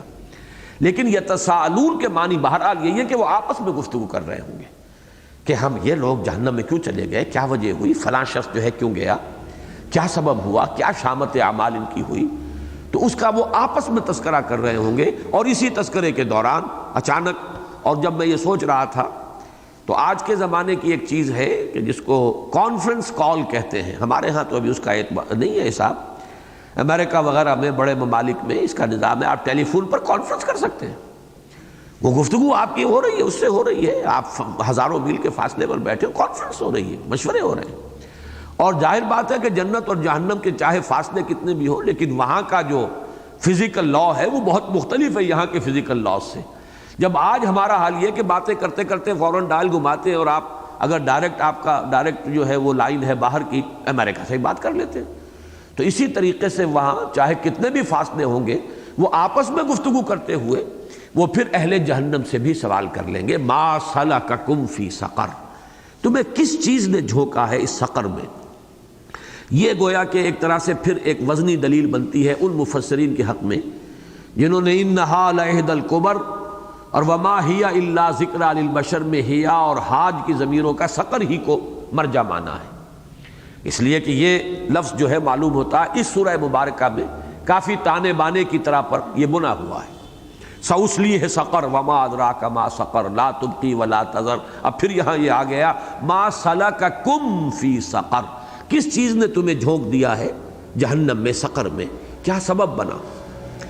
اگلی 3 آیات میں پورا فلسفہ دین ہے۔ اب یوں سمجھیے آپ ان آیات پر غور کرتے ہوئے کہ یہ بالکل ابتدائی دور کی آیات ہیں، ابھی یہ پورا قرآن نازل نہیں ہوا ہے، دین کا ہیولہ بن رہا ہے، شریعت کا یوں سمجھیے کہ بلو پرنٹ ہے، اس کا بھی ابھی رف خاکہ بن رہا ہے۔ وہ کیا ہے کہ شریعت کے اندر اصل بنیادی جو ہے تعلیمات وہ کیا ہیں، جن کے عدم کی وجہ سے، جن کے پورے نہ ہونے کی وجہ سے، جن پر عمل نہ کرنے کی وجہ سے آدمی جہنم میں جاتا ہے، وہ کیا ہے؟ قالوا لم نک من المصلین، وہ کہیں گے یا انہوں نے کہا، اور یہ اکثر و بیشتر قرآن مجید میں ہے، آخرت کی خبریں، جنت کی، دوزخ کی، ان کے آپس کی گفتگو، یہ سب ماضی کے صیغے میں آتا ہے۔ قالوا انہوں نے کہا، یعنی وہ کہیں گے، لیکن یہ کہ عربی زبان میں فعل ماضی جو ہے وہ صرف زمانہ ماضی کے لیے نہیں آتا بلکہ کسی شے کی قطعیت کو بھی ظاہر کرتا ہے۔ یہ اتنی یقینی باتیں ہیں کہ گویا کہ کہہ دیا، کہا جا چکا۔ قالوا وہ کہیں گے لم نک من المصلین، ہم نہیں تھے نماز پڑھنے والے۔ معلوم ہوا پہلی چیز دین میں تعلق مع اللہ ہے، جس کا ذریعہ، جس کی بنیاد، جس کا ستون، جس کا عماد نماز ہے۔ یہ دین کے فلسفے کے اندر پہلا پتھر ہے اس کی عمارت کا، اس کی بنیاد کا، وہ نماز ہے۔ آپ کا قبلہ درست ہو، اللہ کے ساتھ جڑ گئے ہو، اور اللہ کے ساتھ جڑ جانا، اب یہاں مسلین جو ہے اس کو آپ جو نماز جو شکل بنی ہے ہماری نماز کی، وہ اپنی جگہ پر ہے، صرف اسی کو ذہن میں نہ رکھیے، ہر شریعت میں صلاۃ نہیں ہے۔ پھر لفظ صلاۃ جو حضرت لقمان استعمال کرتے ہیں، یا بنی اقیم الصلاۃ، جبکہ ان کے بارے میں معلوم ہے نہ وہ نبی تھے، نہ رسول تھے، نہ کسی نبی کے امتی تھے، وہاں صلاۃ کے کیا معنی ہوں گے؟ اس لیے کہ وہاں پر اب سمجھنا ہوگا کہ صلاۃ کے اصلی معنی کیا ہے؟ اقدام الی الشیء، کسی شے کی طرف متوجہ ہونا۔ اللہ کو پہچان لینا کافی نہیں ہے، اس کی طرف توجہ کا ارتکاز ضروری ہے۔ پہچان لینا، مان لینا، یہ تو گویا کہ پہلا قدم ہے، لیکن اصلاً جو مطلوب ہے وہ یہ کہ آپ کا اس کا ایک تعلق قائم، آپ کے اور اس کے مابین ایک قول و قرار ہوتا رہے، گفتگو ہوتی رہے۔ یہ دعا اور مناجات کیا ہے؟ اسی لیے فرمایا گیا الصلاۃ عماد الدین، یہ تو دین کا ستون ہے، اور یہ بھی فرمایا گیا کہ الصلاۃ معراج المومنین، جیسے مکالمہ ہوا ہے حضور صلی اللہ علیہ وسلم کا معراج میں اللہ تعالیٰ کے ساتھ، ایسے ہی نماز میں آپ کا مکالمہ ہے اللہ کے ساتھ۔ وہ حدیث جو آتی ہے جو مسلم شریف کی حضرت ابو ہریرہ سے رضی اللہ تعالیٰ عنہ کہ جب میرا بندہ کہتا ہے الحمدللہ رب العالمین، قال اللہ تعالی، حضور فرماتے ہیں اللہ فرماتا ہے اس پر کہ حمدنی ربی حمدنی عبدی، میرے بندے نے میری حمد کی۔ جب بندہ کہتا ہے الرحمن الرحیم اثنا علی عبدی، میرے بندے نے میری ثنا کی۔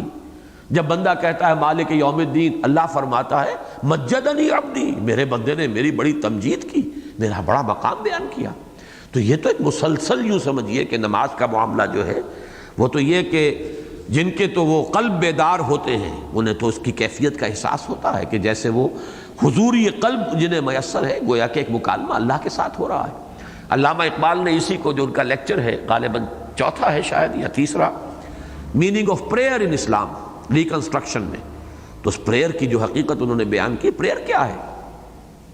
اور حدیث جو آتی ہے کہ الدعاء مخ العبادہ، الدعاء هو العبادہ، دعا ہی تو اصل جوہر ہے عبادت کا، بلکہ اصل عبادت ہے ہی دعا۔ کیوں؟ ذکر میں اور دعا میں فرق کیا ہے؟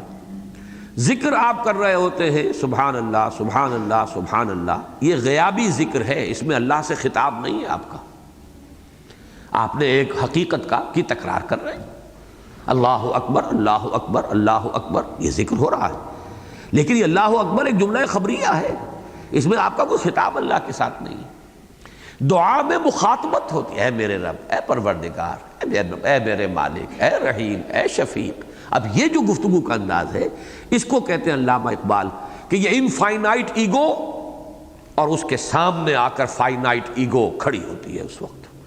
یہ ہماری انائے محدود، ہم چھوٹی سی انا کے مالک ہیں، انا میں، اور وہ ایک انائے کبیر ہے، اننی انا اللہ لا الہ الا انا فاعبدنی واقم الصلاۃ لذکری۔ وہ انائے کبیر، وہ انائے مطلق، یہ انائے صغیر۔ دیکھیے مجھے شعر یاد آیا اقبال کا، اسی کیفیت میں کہا ہے انہوں نے، تو ہے محیط بے کراں میں ہوں ذرا سی آبجو، یا مجھے ہم کنار کر یا مجھے بے کنار کر۔ یا تو اپنے ساتھ ملا لے، اس لیے کہ قطرہ بھی دریا میں اگر شامل ہو جائے گا تو دریا بن گیا، لیکن یا یہ کہ پھر مجھے کو اتنی وسعت دے دے کہ میں بھی دریا بن جاؤں۔ تو ہے محیط بے کراں میں ہوں ذرا سی آبجو، یا مجھے ہم کنار کر اپنے ساتھ ملا، یا مجھے بے کنار کر، یا اپنی جگہ پر مجھے بھی وسعت عطا فرما۔ تو یہی بات ہے کہ ایک ہے انفائنائٹ ایگو، انائے صغیر انائے مطلق، ایک ہے یہ فائنائٹ انائے محدود انائے صغیر ہماری انا۔ جب یہ انا اللہ کے سامنے آئی، روبرو آتی ہے، یہ روبرو جو کبھی ٹیلی ویژن کا ایک پروگرام تھا، تو یہ ان دو اناؤں کا روبرو ہونا ہے نماز در حقیقت۔ اور یہ گویا کہ ایک سب سے پہلا بنیادی پتھر ہے دین کے فلسفے کا، جس کو یہاں بڑے سادہ الفاظ میں تعبیر کیا گیا کہ جہنم میں جھونکنے والا پہلا جرم عظیم انسان کے لیے کیا ہے؟ قالوا لم نک من المصلین، نہیں تھے ہم نماز پڑھنے والوں میں۔ اب اس کو صرف سادگی سے محض نماز کا وہ تصور لے کر نہ آگے گزر جائیں، بلکہ جیسا کہ میں نے عرض کیا، یہ حکمت دین کی بھی بنیاد ہے شریعت میں۔ شریعت نام ہی دو چیزوں کا، حقوق اللہ حقوق العباد۔ حقوق العباد کے لیے عنوان کیا ہے؟ وَلَمْ نَكُنْ نُطْعِمُ الْمِسْكِينَ، اور نہیں تھے ہم مسکین کو کھانا کھلانے والے۔ ہم پر اس درجے بخل کا غلبہ ہو گیا تھا، ہم پر اس درجے شح غالب آ گئی تھی، ہم پر اس درجے خود غرضی غالب آ گئی تھی، ہم مسکین کو کھانا کھلانے والوں میں نہ تھے۔ اب دیکھیے یہی بات آپ کو ملے گی، أَرَأَيْتَ الَّذِي يُكَذِّبُ بِالدِّينِ فَذَلِكَ الَّذِي يَدُعُّ الْيَتِيمَ وَلَا يَحُضُّ عَلَى طَعَامِ الْمِسْكِينِ فَوَيْلٌ لِّلْمُصَلِّينَ الَّذِينَ هُمْ عَنْ صَلَاتِهِمْ سَاهُونَ۔ یہاں پر یہ ہے کہ پہلے حقوق العباد اور پھر نماز کا ذکر آیا، یہاں یہ ہے کہ نماز کا ذکر پہلے ہے اور حقوق العباد کے لیے عنوان۔ ہمارے لیے یہی چیز در حقیقت نماز اور زکوٰۃ، اور زکوٰۃ کو یوں سمجھیے کہ زکوٰۃ کے بھی دو حصے ہیں۔ جیسے صلاۃ مفروضہ 4 رکعتیں جو ہیں ظہر کی، وہ تو فرض ہو گئی، یہ جو آپ اور پڑھتے ہیں یہ بھی نماز ہے کہ نہیں ہے، لیکن یہ فرض نہیں ہے۔ اسی طریقے سے یہ زکوٰۃ جو ہے ایک زکوٰۃ مفروضہ ہے، فرض زکوٰۃ وہ ہے در حقیقت جسے ہم زکوٰۃ کہہ کے بس خالی فل مطمئن ہو جاتے ہیں کہ زکوٰۃ دے دی۔ اس کے ساتھ ہے جیسے کہ میں وہ آیا بر والا جو درس ہے، دوسرا درس ہمارے منتخب نصاب کا، اس کے ضمن میں وہ حدیث آپ کو سناتا ہوں کہ حضور نے فرمایا ان فی المال لحقا سوى الزکوٰۃ، مال میں حق زکوٰۃ کے علاوہ بھی ہے۔ اور پھر یہ آیت پڑھی آپ نے، لیس البر ان تولوا وجوہکم قبل المشرق والمغرب ولکن البر من آمن باللہ والیوم الآخر والملائکۃ والکتاب والنبیین وآتى المال على حبہ ذوی القربى والیتامى والمساکین وابن السبیل والسائلین وفی الرقاب واقام الصلاۃ وآتى الزکاۃ۔ آتى الزکاۃ علیحدہ ہے اس آیت کے اندر، اور آتى المال على حبہ ذوی القربى والیتامى والمساکین وابن السبیل یہ علیحدہ ہے۔ تو زکوٰۃ جو ہے در حقیقت وہ بھی یوں نہ سمجھیے کہ محض وہ جو فرض زکوٰۃ ہے وہ دے کر آدمی فارغ ہو گیا۔ یہ دوسری زکوٰۃ جو ہے یہ تو ناداروں پر بھی فرض ہے۔ اب فرض کو اس معنی میں نہ لیجیے کہ جو فقہی اصطلاح ہے، ایک غریب آدمی ہے، اس کے پاس ایک روٹی ہے، اگر کوئی بھوکا آ گیا ہے تو کیا اسے شیئر کرنا چاہیے اس روٹی کو اس کے ساتھ یا نہیں؟ نہیں کرتا ہے تو شقی ہے، بدبخت ہے، بخیل ہے، خود غرض ہے۔ کرتا ہے تو یوں نہیں کہہ سکتا مجھ پر زکوٰۃ فرض نہیں ہے، میرے پاس ہولان ہول کہاں ہوا ہے، 7 تولہ سونا میرے پاس تھوڑا ہی ہے کہ میں تمہیں کچھ دوں، اس میں سے روٹی جو ہے اس کا آدھا ٹکڑا یا چوتھائی تمہیں بھی دوں، یہ دلیل نہیں۔ اس لیے اصل شے تو وہ ہمدردی ہے، اصل شے مواسات ہے۔ لیس البر ان تولوا وجوہکم قبل المشرق والمغرب، دین کی اصل حقیقت تو وہاں سے سمجھیے۔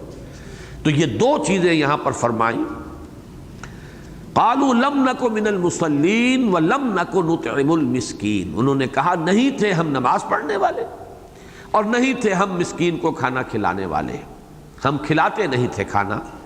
وَكُنَّا نَخُوضُ مَعَ الْخَائِضِينَ، اب یہ تیسرا جرم ہے۔ خوض اور غور، آج میں نوٹ کر رہا تھا کہ شروع میں نے گفتگو کی تھی، اس میں بھی غور و خوض کا لفظ آ گیا تھا تمہیدی گفتگو میں۔ اردو میں ہم یہ دونوں الفاظ جوڑ کر بولتے ہیں، غور و خوض۔ بڑے غور و خوض کے بعد پھر یہ جو ریزولوشن ہے وہ پاس ہو گیا۔ تو یہ غور اور خوض دونوں الفاظ عربی زبان کے، ان کا مفہوم کیا ہے، جڑ کر کیوں آتے ہیں؟ دونوں کے معنی ہے گہرائی میں اترنا، لیکن غور کہتے ہیں خشکی میں گہرائی میں اترنا، اور خوض کہتے ہیں پانی کی گہرائی میں اترنا، غوطہ لگانا۔ تو گویا کہ خشکی اور تری دونوں کی گہرائیوں تک پہنچنے کی کوشش، یہ غور و خوض ہو گیا۔ اسی لیے جب خشکی میں زمین پر کوئی چیز گہری گڑھے کے مانند ہے، اسے غار کہتے ہیں۔ خشکی کے اندر گھس جاتا ہے انسان، اس غار کے اندر جب جاتا ہے تو گویا کہ زمین کے اندر، زمین کے پیٹ کے اندر وہ ایک جگہ ہے اس کی کہ جس میں وہ ہے، تو اسی لیے اس کو غار کہتے ہیں۔ تو غور ہے خشکی کے اندر گہرائی میں اترنا، اور خوض ہے پانی میں غوطہ لگانا، پانی کے اندر گہرائی میں اترنا۔ لیکن خوض کا لفظ جو ہے قرآن مجید میں ہر جگہ مذمت کے یعنی مقام میں آیا، مقام ذم میں۔ اس سے مراد ہے کٹ حجتیاں کرنا، مین میخ نکالنا، خامخواہ کی باتیں، ہنسی دل لگی۔ داعی حق ہے، وہ بات آپ کو کہہ رہا ہے اور آپ کو خیر کی طرف دعوت دے رہا، آپ اس میں مذاق کر رہے ہیں، استہزاء کر رہے ہیں۔ وہی جو جس کا نقشہ تھا کہ جب کہا گیا علیہا 19، ایک نے کہا جی 9 کے لیے میں کافی ہوں، باقی یا میں 10 کے لیے کافی ہوں، 9 کا بندوبست کر لینا۔ ایک نے کہا 17 میرے لیے چھوڑ دینا، 2 کا صرف بندوبست کر لینا۔ اب یہ اس میں اڑا رہے ہیں، گویا کہ توجہ نہیں ہے، چٹکیوں میں اڑانے کی کوشش، باتوں میں اڑانے کی کوشش، بجائے اس کے کہ اس کے اوپر توجہ کریں، اس پر غور کریں۔ تو خوض کا لفظ جو ہے وہ آتا ہے بالعموم قرآن مجید میں اس مقام ذم میں، اور اس کے معنی ہوتے ہیں کہ کسی شے کا مذاق اڑاتے ہوئے اس کی طرف عدم توجہی کی روش اختیار کرنا۔ وَكُنَّا نَخُوضُ مَعَ الْخَائِضِينَ، اب دیکھیے یہاں پر بھی بڑی پیاری بات ہے، مع الخائض۔ عام طور پر یہ کسی مجلس میں ہوتا ہے، تنہا آدمی اس طرح کی روش اختیار نہیں کرتا۔ کُنَّا نَخُوضُ مَعَ الْخَائِضِينَ، جب اس طرح کے چند وہ کھلنڈرے قسم کے لوگ جمع ہوں تو پھر اب ایک سے ایک چست جو ہے فقرہ کرتا ہے، ایک سے ایک آگے بڑھنے کی کوشش کرتا ہے، نمبر سکور کرتا ہے کہ میں نے سب سے زیادہ جو ہے استہزاء والی بات کی ہے، کوئی اس سے آگے بڑھنے کی کوشش کرے گا۔ تنہا آدمی کبھی یہ کام نہیں کرتا۔ تو فرمایا ان کا قول کیا ہوگا تیسرا، وَكُنَّا نَخُوضُ مَعَ الْخَائِضِينَ، ہم تو انہی میں کہ جو اس طرح کی وہ ہنسی ٹھٹھے کے اندر لگے رہے، مذاقیں اڑاتے رہے، ہم نے توجہ نہیں کی، ہم مین میخ نکالتے رہے، ہم جو ہے فقرے ہی چست کرنے میں لگے رہے، ان لوگوں کے ساتھ مشغول رہے جو اس کام میں لگے ہوئے تھے۔ وَكُنَّا نُكَذِّبُ بِيَوْمِ الدِّينِ، اور ہم جزا و سزا کے دن کا انکار کرتے تھے۔ یہاں یہ چیز آئی ہے آخری مرحلے میں، ابھی آگے چل کر یہ مضبوط تیسری مرتبہ آئے گا، وہاں میں ذرا تفصیل سے عرض کروں گا۔ تو یہاں جہنم میں کسی کے جھونکے جانے کے لیے یہ 4 جرائم آئے، اور در حقیقت ان چاروں کا مجموعہ مراد ہے۔ یہ ایک کردار ہے، ایک مزاج ہے۔ وہ اس وقت خاص طور پر جب کہ یہ آیات نازل ہو رہی تھی، وہ کردار بالفعل موجود تھا، لوگوں کے سامنے تھا، لوگ دیکھتے تھے کیسے ٹھٹھے اڑائے جا رہے ہیں، مذاق اڑائے جا رہے ہیں، اور حضور صلی اللہ علیہ وسلم پر کیسے فقرے چست کیے جا رہے ہیں، لوگوں کے سامنے تھا، اور ان کا کردار سامنے تھا، ان کا بخل سامنے تھا، اور خاص طور پر ولید ابن مغیرہ کا معاملہ۔ تو فرمایا ما سلککم فی سقر قالوا لم نک من المصلین ولم نک نطعم المسکین وکنا نخوض مع الخائضین وکنا نکذب بیوم الدین حتی اتانا الیقین، ہم اسی مشغلے میں رہے، یہاں تک کہ موت نے ہمیں آ لیا۔ یقین قرآن مجید میں ایک سے زائد مقامات پر یہ لفظ موت کے لیے آیا ہے، یقینی شے، اس لیے کہ واقعہ یہ ہے کہ موت سے زیادہ انسانی زندگی کے لیے اٹل حقیقت اور کوئی نہیں۔ میں یہ کہا کرتا ہوں کہ اللہ کا انکار کرنے والے بھی مل جائیں گے آپ کو، اور آخرت کا انکار کرنے والے تو بہت مل جائیں گے، رسالت کا انکار کرنے والے بھی ملیں گے ہیں، لیکن موت کا انکار کرنے والا کوئی۔ یہ زندگی کی ایک ایسی اٹل حقیقت ہے کہ ہر ایک کو معلوم ہے، لہذا یقین الیقین گویا کہ وہ سب سے زیادہ یقینی شے، حتیٰ تانا الیقین، یہاں تک کہ وہ یقینی بات واقع ہو گئی، یہاں تک کہ وہ یقینی شے، یقینی چیز یعنی موت نے ہمیں آ لیا۔ فما تنفعهم شفاعت الشافعین، تو نہیں نفع پہنچائے گی انہیں سفارش کرنے والوں کی کوئی سفارش، شفاعت کرنے والوں کی کوئی شفاعت، یعنی جب ان کا اپنا کردار یہ تھا، تو اب اس میں ایک طرف تو نفی کی جا رہی ہے کہ ان کا ایک مستقل جو ہے، یہ ذہن میں رکھیے، کئی مرتبہ میں پہلے عرض کر چکا ہوں کہ وہاں کفار میں بھی مختلف قسم کے لوگ تھے۔ ایک بڑی قدر قلیل اقلیت جو ہے ایسے لوگوں کی بھی تھی کہ جو خدا کا سرے سے انکار کرتی تھی، اور اکثریت ایسے لوگوں کی تھی جو خدا کو مانتی تھی، بلکہ یہ مانتی تھی کہ خالق وہی اللہ ہے، اسی نے پیدا کیا زمین کو بھی، آسمان کو بھی، چاند کو بھی، سورج کو بھی، لیکن اس کے ساتھ کچھ جو چھوٹے معبود ہیں آلہہ، ان کو بھی ماننا، مشرک تھے وہ۔ ظاہر بات ہے کہ مشرک اس کو کہتے ہیں کہ جو شریک کرتا ہو اللہ کے ساتھ کسی کو، اللہ کا انکاری نہیں ہوتا، وہ منکر نہیں ہوتا، وہ اللہ تعالیٰ کے وجود کی نفی نہیں کرتا، بلکہ اللہ کے ساتھ کسی اور کو شریک ٹھہراتا ہے۔ اور ان کے ہاں سب سے بڑا عقیدہ یہ تھا آخرت کے بارے میں بھی، کچھ لوگ ایسے بھی تھے جو سرے سے انکار کرتے تھے، جن کا ذکر آئے گا اگلی صورت کے اندر، کوئی آخرت نہیں۔ لیکن اکثر و بیشتر وہ تھے کہ جو یہ کہتے تھے آخرت تو ہے، لیکن ہمارے یہ چھوٹے معبود جو ہیں یہ ہماری سفارش کریں گے، ہؤلاء شفعاؤنا عند اللہ، ہم ان کی جو ڈنڈوت کرتے ہیں اور ان کے چڑھاوے چڑھاتے ہیں، ان کے لیے ہم نے استھان بنائے ہیں، ان کی تعظیم کرتے ہیں، اور یہ در حقیقت یہ مورتیاں نہیں، یہ مورتیاں تو صرف علامت کے طور پر ہیں، اصل میں یہ خدا کی بیٹیاں ہیں، فرشتے ہیں۔ ان فرشتوں کے ساتھ اپنے ایک ذہنی رابطے کے لیے ہم نے یہ شکلیں بنا لی ہیں، مورتیاں بنا لی ہیں۔ وہ خدا کی بیٹیاں ہیں، بڑی لاڈلی ہیں، بڑی پیاری ہیں، وہ جس کی سفارش کر دیں گی بیڑا پار ہو جائے گا۔ تو ہم ان کے لیے یہ جو بھی ہم نے مراسم عبودیت جو ہے ان کے لیے ہم نے اس لیے اختیار کیے تاکہ وہ راضی ہو جائے، وہ سفارش کریں گی، ہمارا بیڑا پار ہو جائے۔ یہاں گویا کہ اولاً تو بالکل جو ظاہر و باہر ہے ان کے اس عقیدہ شفاعت کی نفی، اس کو تو آپ کہیں گے شفاعت باطلہ۔ باقی یہ کہ میں نے آج غور کیا، اسی آیت سے دیکھیے دو مختلف نتائج نکالے گئے ہیں۔ بہت سے حضرات نے بلکہ اکثر نے تو اس سے شفاعت کا اثبات کیا ہے، فما تنفعهم شفاعت الشافعین، نہیں فائدہ پہنچائے گی انہیں سفارش کرنے والوں کی سفارش۔ گویا کہ ثابت ہو گیا کہ سفارش کرنے والے بھی ہیں، سفارش بھی ہے، لیکن وہ ان کے حق میں مفید نہیں۔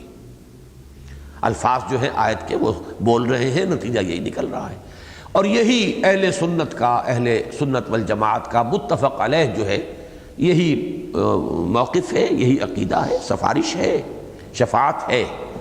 لیکن شفاعت باطلہ یہ ہے کہ یہ سمجھا جائے کہ کسی کا اتنا زور ہے اللہ پر کہ وہ اپنی بات منوا سکتا ہے اپنے غلبے کی بنیاد پر، یا یہ کہ شفاعت جو ہے حق کو ناحق کر دے گی یا ناحق کو حق کر دے گی، یا اس میں یہ کہ اللہ تعالیٰ کی اجازت یا اذن کی کوئی ضرورت نہیں ہے۔ یہ شفاعت باطلہ کے تصورات ہوں گے۔ باقی شفاعت تو اپنی جگہ ہے، شفاعت ہر مومن بندہ کرے گا، اور یوں جان لیجئے شفع کسے کہتے ہیں، والشفع والوتر، ایک ہوتے ہیں وہ اعداد کہ جو جفت ہوتے ہیں، دو دو، وہ ہے شفع، اور شفاعت جو ہے وہ سفارش ہے، دنیا میں بھی ہم سفارش کرتے ہیں، لیکن ظاہر بات ہے کہ ایک شفاعت حسنہ ایک شفاعت سیئہ ہے۔ آپ نے حق کو ناحق بنانے کے لیے یا ناحق کو حق کرنے کے لیے شفاعت کی ہے، جیسے کہ سورہ نساء میں آیا ہے، تو آپ نے اپنی عاقبت برباد کی ہے۔ لیکن اگر کسی حقیقت کو واضح کرنے کے لیے، کسی حق کو مبرہن کرنے کے لیے آپ نے سفارش کی ہے، کسی صحیح بات کو واضح کرنے کے لیے آپ نے کہیں جا کر کسی سے کوئی کچھ کہا ہے، اس میں آپ کے لیے نیکی ہے، خیر ہے، آپ کو اس سے اجر ملے گا۔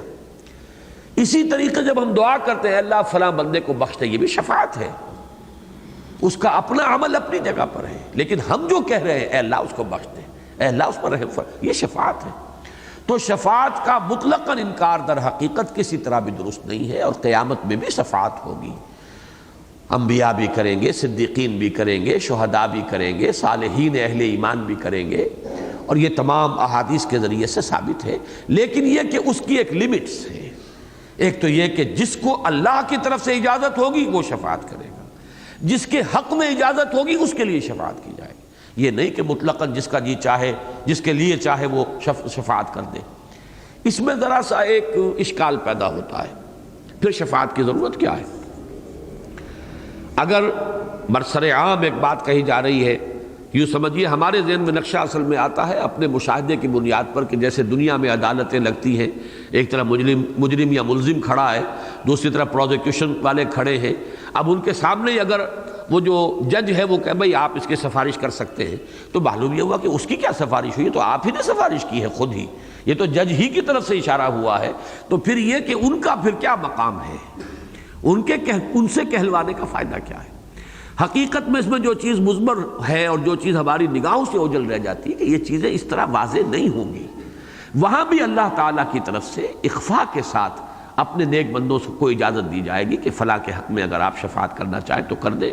باقی لوگوں کے سامنے وہ معاملہ اسی اعتبار سے آیا تھا کہ اللہ کے اس ولی نے یا اللہ کے اس نبی نے یا اللہ کے اس نیک بندے نے سفارش کی ہے، لیکن یہ ہوگا اللہ کی طرف سے اذن کی بنیاد پر، بغیر اذن اجازت میں شفاعت نہیں ہے۔ اس کا کوئی تصور اگر ذہن میں ہے تو وہ باطل ہے۔ بہرحال اپنی جگہ پر شفاعت کا اس بات یہ اہل سنت والجماعت کے متفق علیہ عقائد میں سے ہے۔ البتہ جنہیں کچھ زیادہ مسالہ لگ جاتا ہے، وہ توحید کا مسالہ ہو یا کچھ اصول پرستی کا مسالہ کچھ زیادہ لگ جاتا، تو جب وہ نفی کلی پر آتے ہیں تو بہت سی چیزیں کہ جو نصوص سے ثابت ہیں ان کا بھی وہ انکار کرنے کی طرف مائل ہو جاتے ہیں۔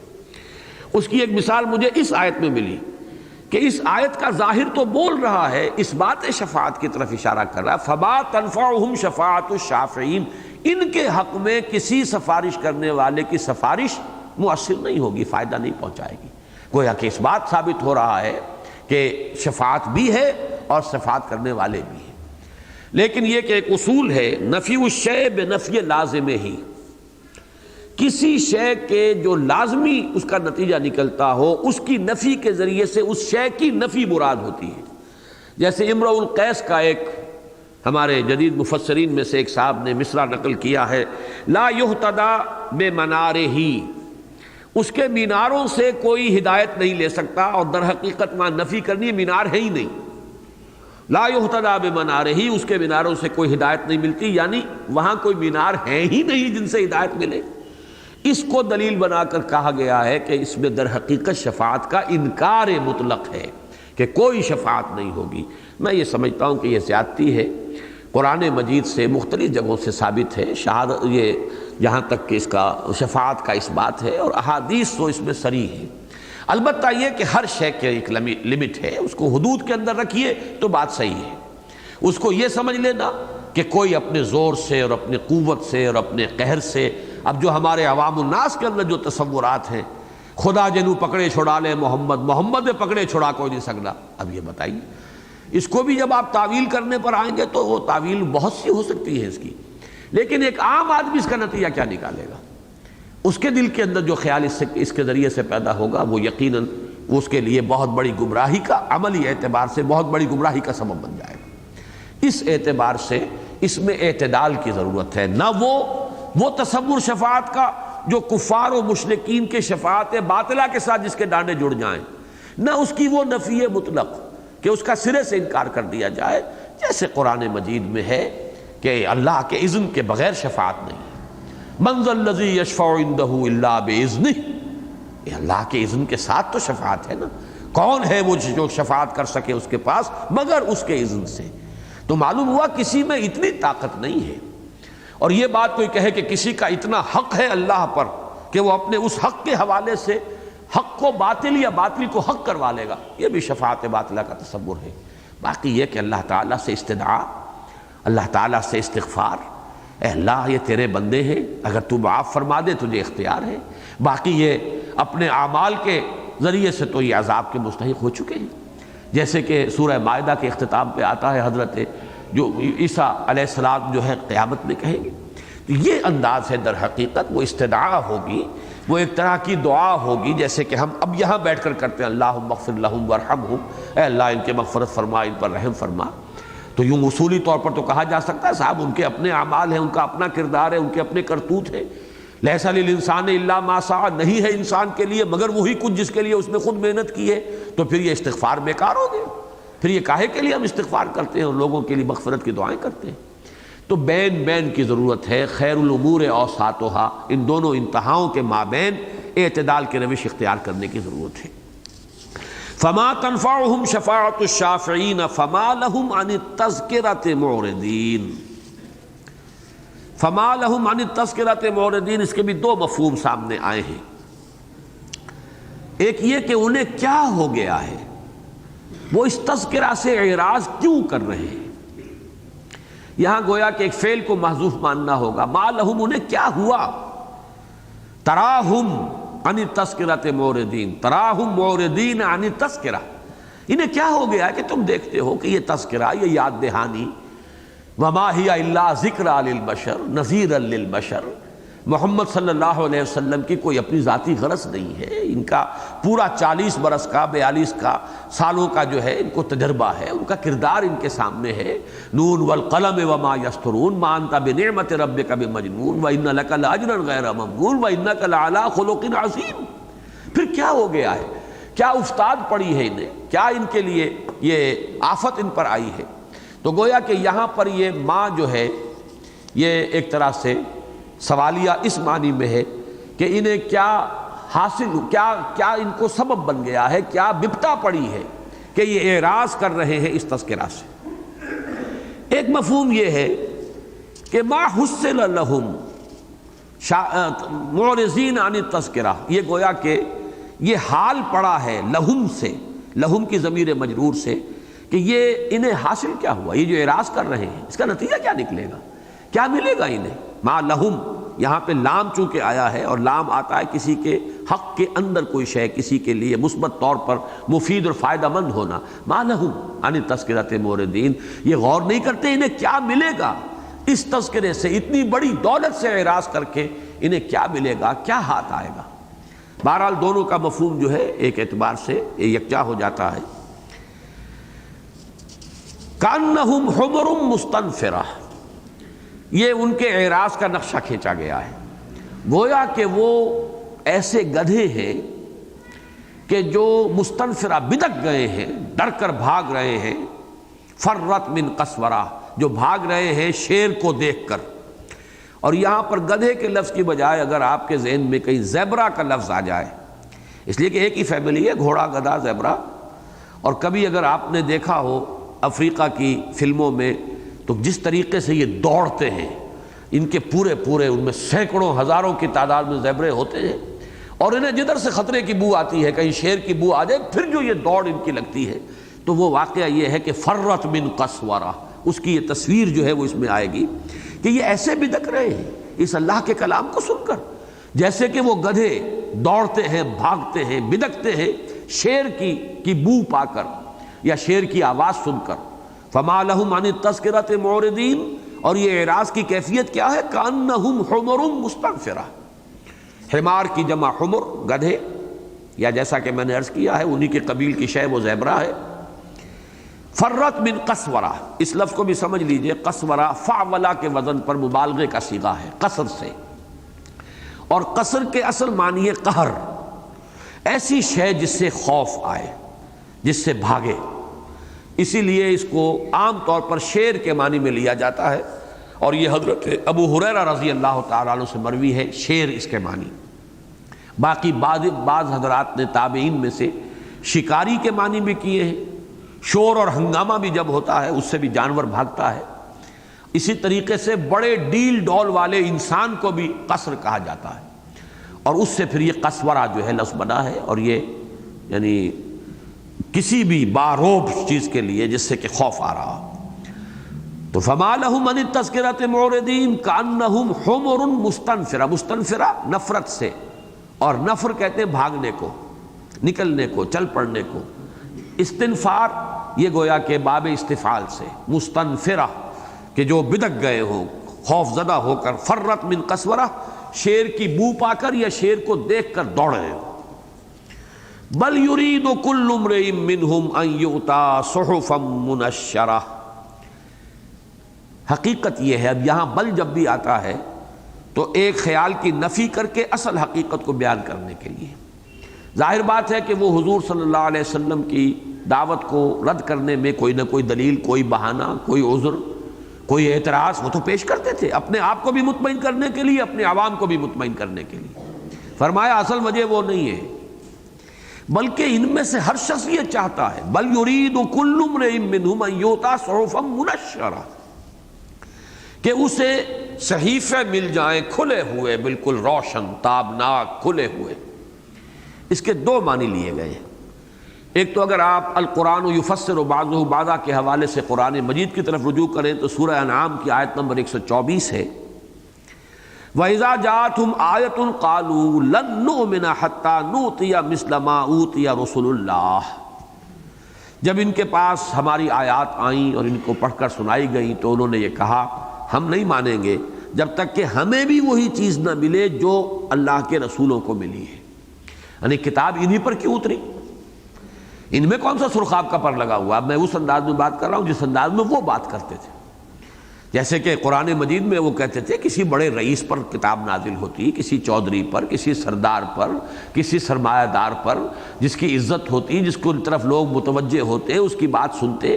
یہ یتیم، اس کے پاس تو اپنی دولت بھی کچھ نہیں، بیوی کی دولت ہے، پھر اس کے پاس کوئی عہدہ نہیں ہے اس معاشرے کے اندر۔ ظاہر بات ہے وہ بھی معاشرہ، اگرچہ وہاں کوئی حکومت اس معنی میں نہیں تھی، بادشاہت نہیں تھی، لیکن آرگنائز سوسائٹی تھی، عہدے تھے، مختلف لوگوں میں منقسم تھے۔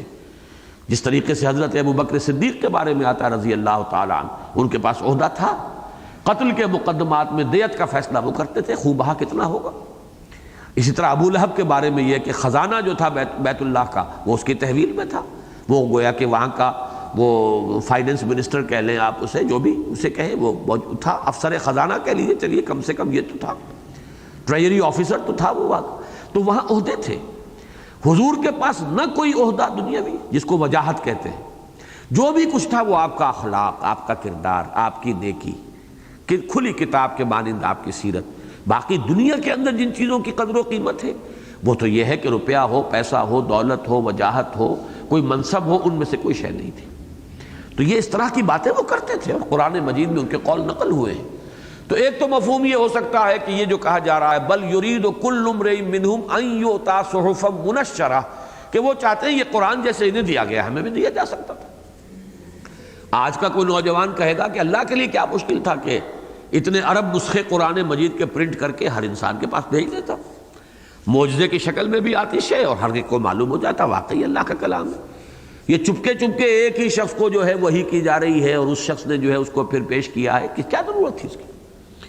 تو ایک مفہوم تو یہ ہے، بل یرید کل امرئ منہم ان یؤتی صحفا منشرہ۔ ایک رائے کہ جو تابعین سے منقول ہے، وہ روایت ہے تفسیری، کہ وہ یہ کہتے تھے کہ اے محمد ہم آپ کی بات مان لیں گے، بشرطے کہ جیسے میں نے آپ کو بتایا پچھلی مرتبہ ان کے بہت سے مطالبے تھے، ہمیں ایسے معجزے دکھائیے، لن نؤمن لک حتی تفجر لنا من الارض ینبوعا او تکون لک جنۃ من نخیل وعنب فتفجر الانہار خلالها تفجیرا او یکون لک بیت من زخرف او ترقی فی السماء۔ تو یہ تمام ان کے مطالبے تھے کہ آپ آسمان پہ چڑھ کر دکھائیں، کتاب لے کر اترتے ہوئے نظر آئیں، آپ اس سنگلاخ وادی میں فوراً ایک چشمہ نکال کر بہا دیجئے، آپ یہاں پر ایک کھجوروں کا اور انگوروں کے بیلوں کا باغ جو ہے اچانک آپ کے لیے ہو جائے، ایک محل ہو سونے کا بنا ہوا آپ کے لیے، تو یہ چیزیں اگر ہو جائیں تو ہم ایمان لے آئیں گے۔ ایسے ہی ان کی ایک بات یہ بھی تھی کہ اگر ایسا ہو کہ ہم رات کو سوئیں اور ہر شخص کو صبح اس کے تکیے کے نیچے ایک خط ملے اللہ کی طرف سے کہ واقعتاً محمد میرے رسول ہیں، اور اگر تم ان پر ایمان لے آؤ گے تو تمہیں دوزخ سے چھٹکارا مل جائے گا، سقر سے نجات مل جائے گی تمہیں اگر تم ان پر ایمان لے آؤ، ان کی تصدیق کرو۔ اگر ایسا ہو جائے ہم مان لیں گے، ہمیں کیا اعتراض ہے، ہم تو ماننے کے لیے تیار ہیں، لیکن دکھائیے تو صحیح نہ کچھ۔ تو یہ جو ہے بل یرید کل امرئ منہم ان یؤتی صحفا منشرہ، یعنی در حقیقت ان کا سبب تو کچھ اور ہے، وہ سبب کیا ہے وہ آگے آ جائے گا، لیکن در حقیقت یہ جو کچھ کہہ رہے ہیں یہ جھوٹ ہے۔ بل یرید کل امرئ منہم ان یؤتی صحفا منشرہ، کلا ہرگز نہیں، یہ بات ہونے والی نہیں ہے، اس کا ہم فیصلہ کر چکے ہیں۔ آپ کو معلوم ہے پچھلی مرتبہ میں تفصیل سے آپ کو سورہ انعام کی وہ آیات سنا چکا ہوں، اے نبی ایسا معجزہ ہم نہیں دکھائیں گے۔ وہ دور گزر گیا، وہ ابھی نوع انسانی کا بچپنے کا دور تھا، ابھی لڑکپن کا دور تھا، وہ حسیات کا دور تھا، محسوس جو معجزے ہیں وہ دکھائے گئے۔ اب نوع انسانی عقلی اعتبار سے بالغ ہو چکی ہے، اب عقل سے بات ہوگی، عقل سے سمجھو، اور جسے نہیں سمجھنا ہے وہ دفع ہو، جس کو سمجھنا ہے وہ اپنی عقل سے، دل کی آنکھ سے دیکھے۔ اب یہ سر کی آنکھ سے دیکھے جانے والے معجزے نہیں دکھائے جائیں گے، کلا نہیں، ہرگز نہیں ہوگا۔ یہاں اب وہ آیت آئی ہے بل لا یخافون الآخرہ، اصل سبب یہ ہے کہ ان کے دل میں آخرت کا خوف نہیں ہے۔ یہ ہے وہ در حقیقت ایک اہم آیت جس سے کہ اس سورہ مبارکہ کا اب ایک ربط قائم ہوگا سورہ قیامہ کے ساتھ بھی۔ لا اقسم بیوم القیامہ ولا اقسم بالنفس اللوامہ ایحسب الانسان ان لن نجمع عظامہ۔ لیکن یہ کہ میں یہ چاہتا ہوں کہ اسے آج آپ اچھی طرح سمجھیں۔ ولید بن مغیرہ کی جیسے میں نے آپ کے سامنے وضاحت کی ہے کہ کیسے وہ پہنچ گیا تھا، قسمت کی خوبی دیکھیے ٹوٹی کہاں کمند، دو چار ہاتھ جب کہ لبے بام رہ گیا۔ ظاہر بات ہے کہ اس نے حضور کی رسالت کو پہچان لیا، قرآن کا کلام اللہ ہونا اس پر منکشف ہو گیا، نہ یہ شاعر کا کلام ہے، نہ یہ کسی کاہن کا کلام ہے، نہ محمد جھوٹے ہیں صلی اللہ علیہ وسلم۔ اب وہاں پہنچ کر کیا شے تھی کہ جس نے پھر اس کو روکا ہے؟ آخرت کا خوف نہ ہونا، سارا علم، سارا انکشاف حقیقت زیرو ہو کر رہ جاتا اگر آخرت کا خوف نہیں۔ یہی معاملہ عمل میں ہے، ہم مسلمانوں کا معاملہ یہی ہے۔ فلسفے یاد ہیں، حکمت جو ہے اس کے درس دے سکتے ہیں، ساری فقہ پڑھی ہوئی ہے، حدیث جو ہے وہ پوری نگاہوں کے سامنے ہے، قرآن پورا یاد ہے، مفہوم بھی ذہن میں ہے، پھر بھی غلط کام ہو رہا، کیوں ہو رہا؟ معلومہ علم میں کوئی کمی نہیں ہے، فہم میں کوئی کمی نہیں ہے، اللہ کو بھی مانتے ہیں، رسول کو مانتے ہیں، قرآن کو مانتے ہیں، پھر کیا وجہ ہے؟ خود بدلتے نہیں، قرآن کو بدل دیتے ہیں، ہوئے کس درجہ فقیہان حرم بے توفیق؟ وجہ کیا ہے؟ اصل میں جہاں بھی آپ تجزیہ کریں گے معلوم ہوگا کہ در حقیقت جو شے انسان کی گمراہی کا اور عمل کی اس کے کج ہونے کا اصل سبب بنتی ہے وہ آخرت کا خوف نہ ہونا۔ اب یہاں پر بھی نوٹ کیجیے، خوف ایک ہے، آخرت کا ایمان، ایمان ہے لیکن خوف نہیں ہے۔ کیوں نہیں ہے؟ شفاعت باطلہ کا تصور ہے، اس نے خوف ظاہر کر دیا۔ یہ جو میں کئی مرتبہ بیان کر چکا ہوں، آخرت سے انحراف جو ہے وہ صرف اس شکل میں نہیں ہوتا کہ آپ انکار کر دیں کوئی آخرت نہیں ہے، یہ تو ایک آخری شکل ہے کہ کوئی نہیں، کوئی آخرت واخرت نہیں۔ لیکن ایک وہ ہے جو کہتے ہیں بھئی شاید ہو، کچھ لگتا تو ہے کچھ ہوگا، ان نظن الا ظنا وما نحن بمستيقنين، کوئی یقین نہیں ہوتا، دل نہیں ٹھکتا۔ ایک اس سے بھی آگے کی باتیں مانتے ہیں کہ ہے، لیکن ہمارے سفارشی ہیں وہ بچا لیں گے، خوف کہاں رہا؟ سیاں بے کوتوال اب ڈر کا ہے کا، ظاہر بات ہے کہ اب کوئی پکڑ کا احساس نہیں ہوگا، کوئی جواب نہیں، یا یہ کہ ہم تو بخشے بخشائے ہیں، ہم تو ابراہیم کی اولاد سے ہیں، ہم فلاں کے امتی ہیں، نحن ابناء اللہ واحباؤہ، ہم تو اللہ کے چہیتے ہیں، لاڈلے ہیں، بیٹوں کی طرح ہیں، ہمیں تو وہ جہنم میں ڈالے گا بھی تو لن تمسنا النار الا ایاما معدودات، گنتی کے چند دن، دوسروں کی آنکھوں میں دھول جھونکنے کے لیے، اپنے اس عدل کا ایک جھوٹا نقشہ پیش کرنے کے لیے، معاذ اللہ ثم معاذ اللہ، ورنہ ہم جہنم کے لیے تو نہیں ہے، ہمارے لیے جنت ہے، ہمارا تو پیدائشی حق ہے، برتھ رائٹ ہے۔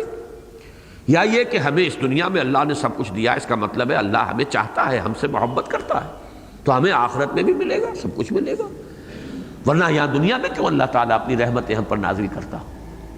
اور آخری یہ کہ جی یہ ساری باتیں ہیں، ٹھیک ہے، لیکن اللہ تو بڑا نکتہ نواز ہے، بڑا شفیق ہے، رحیم ہے، ودود ہے۔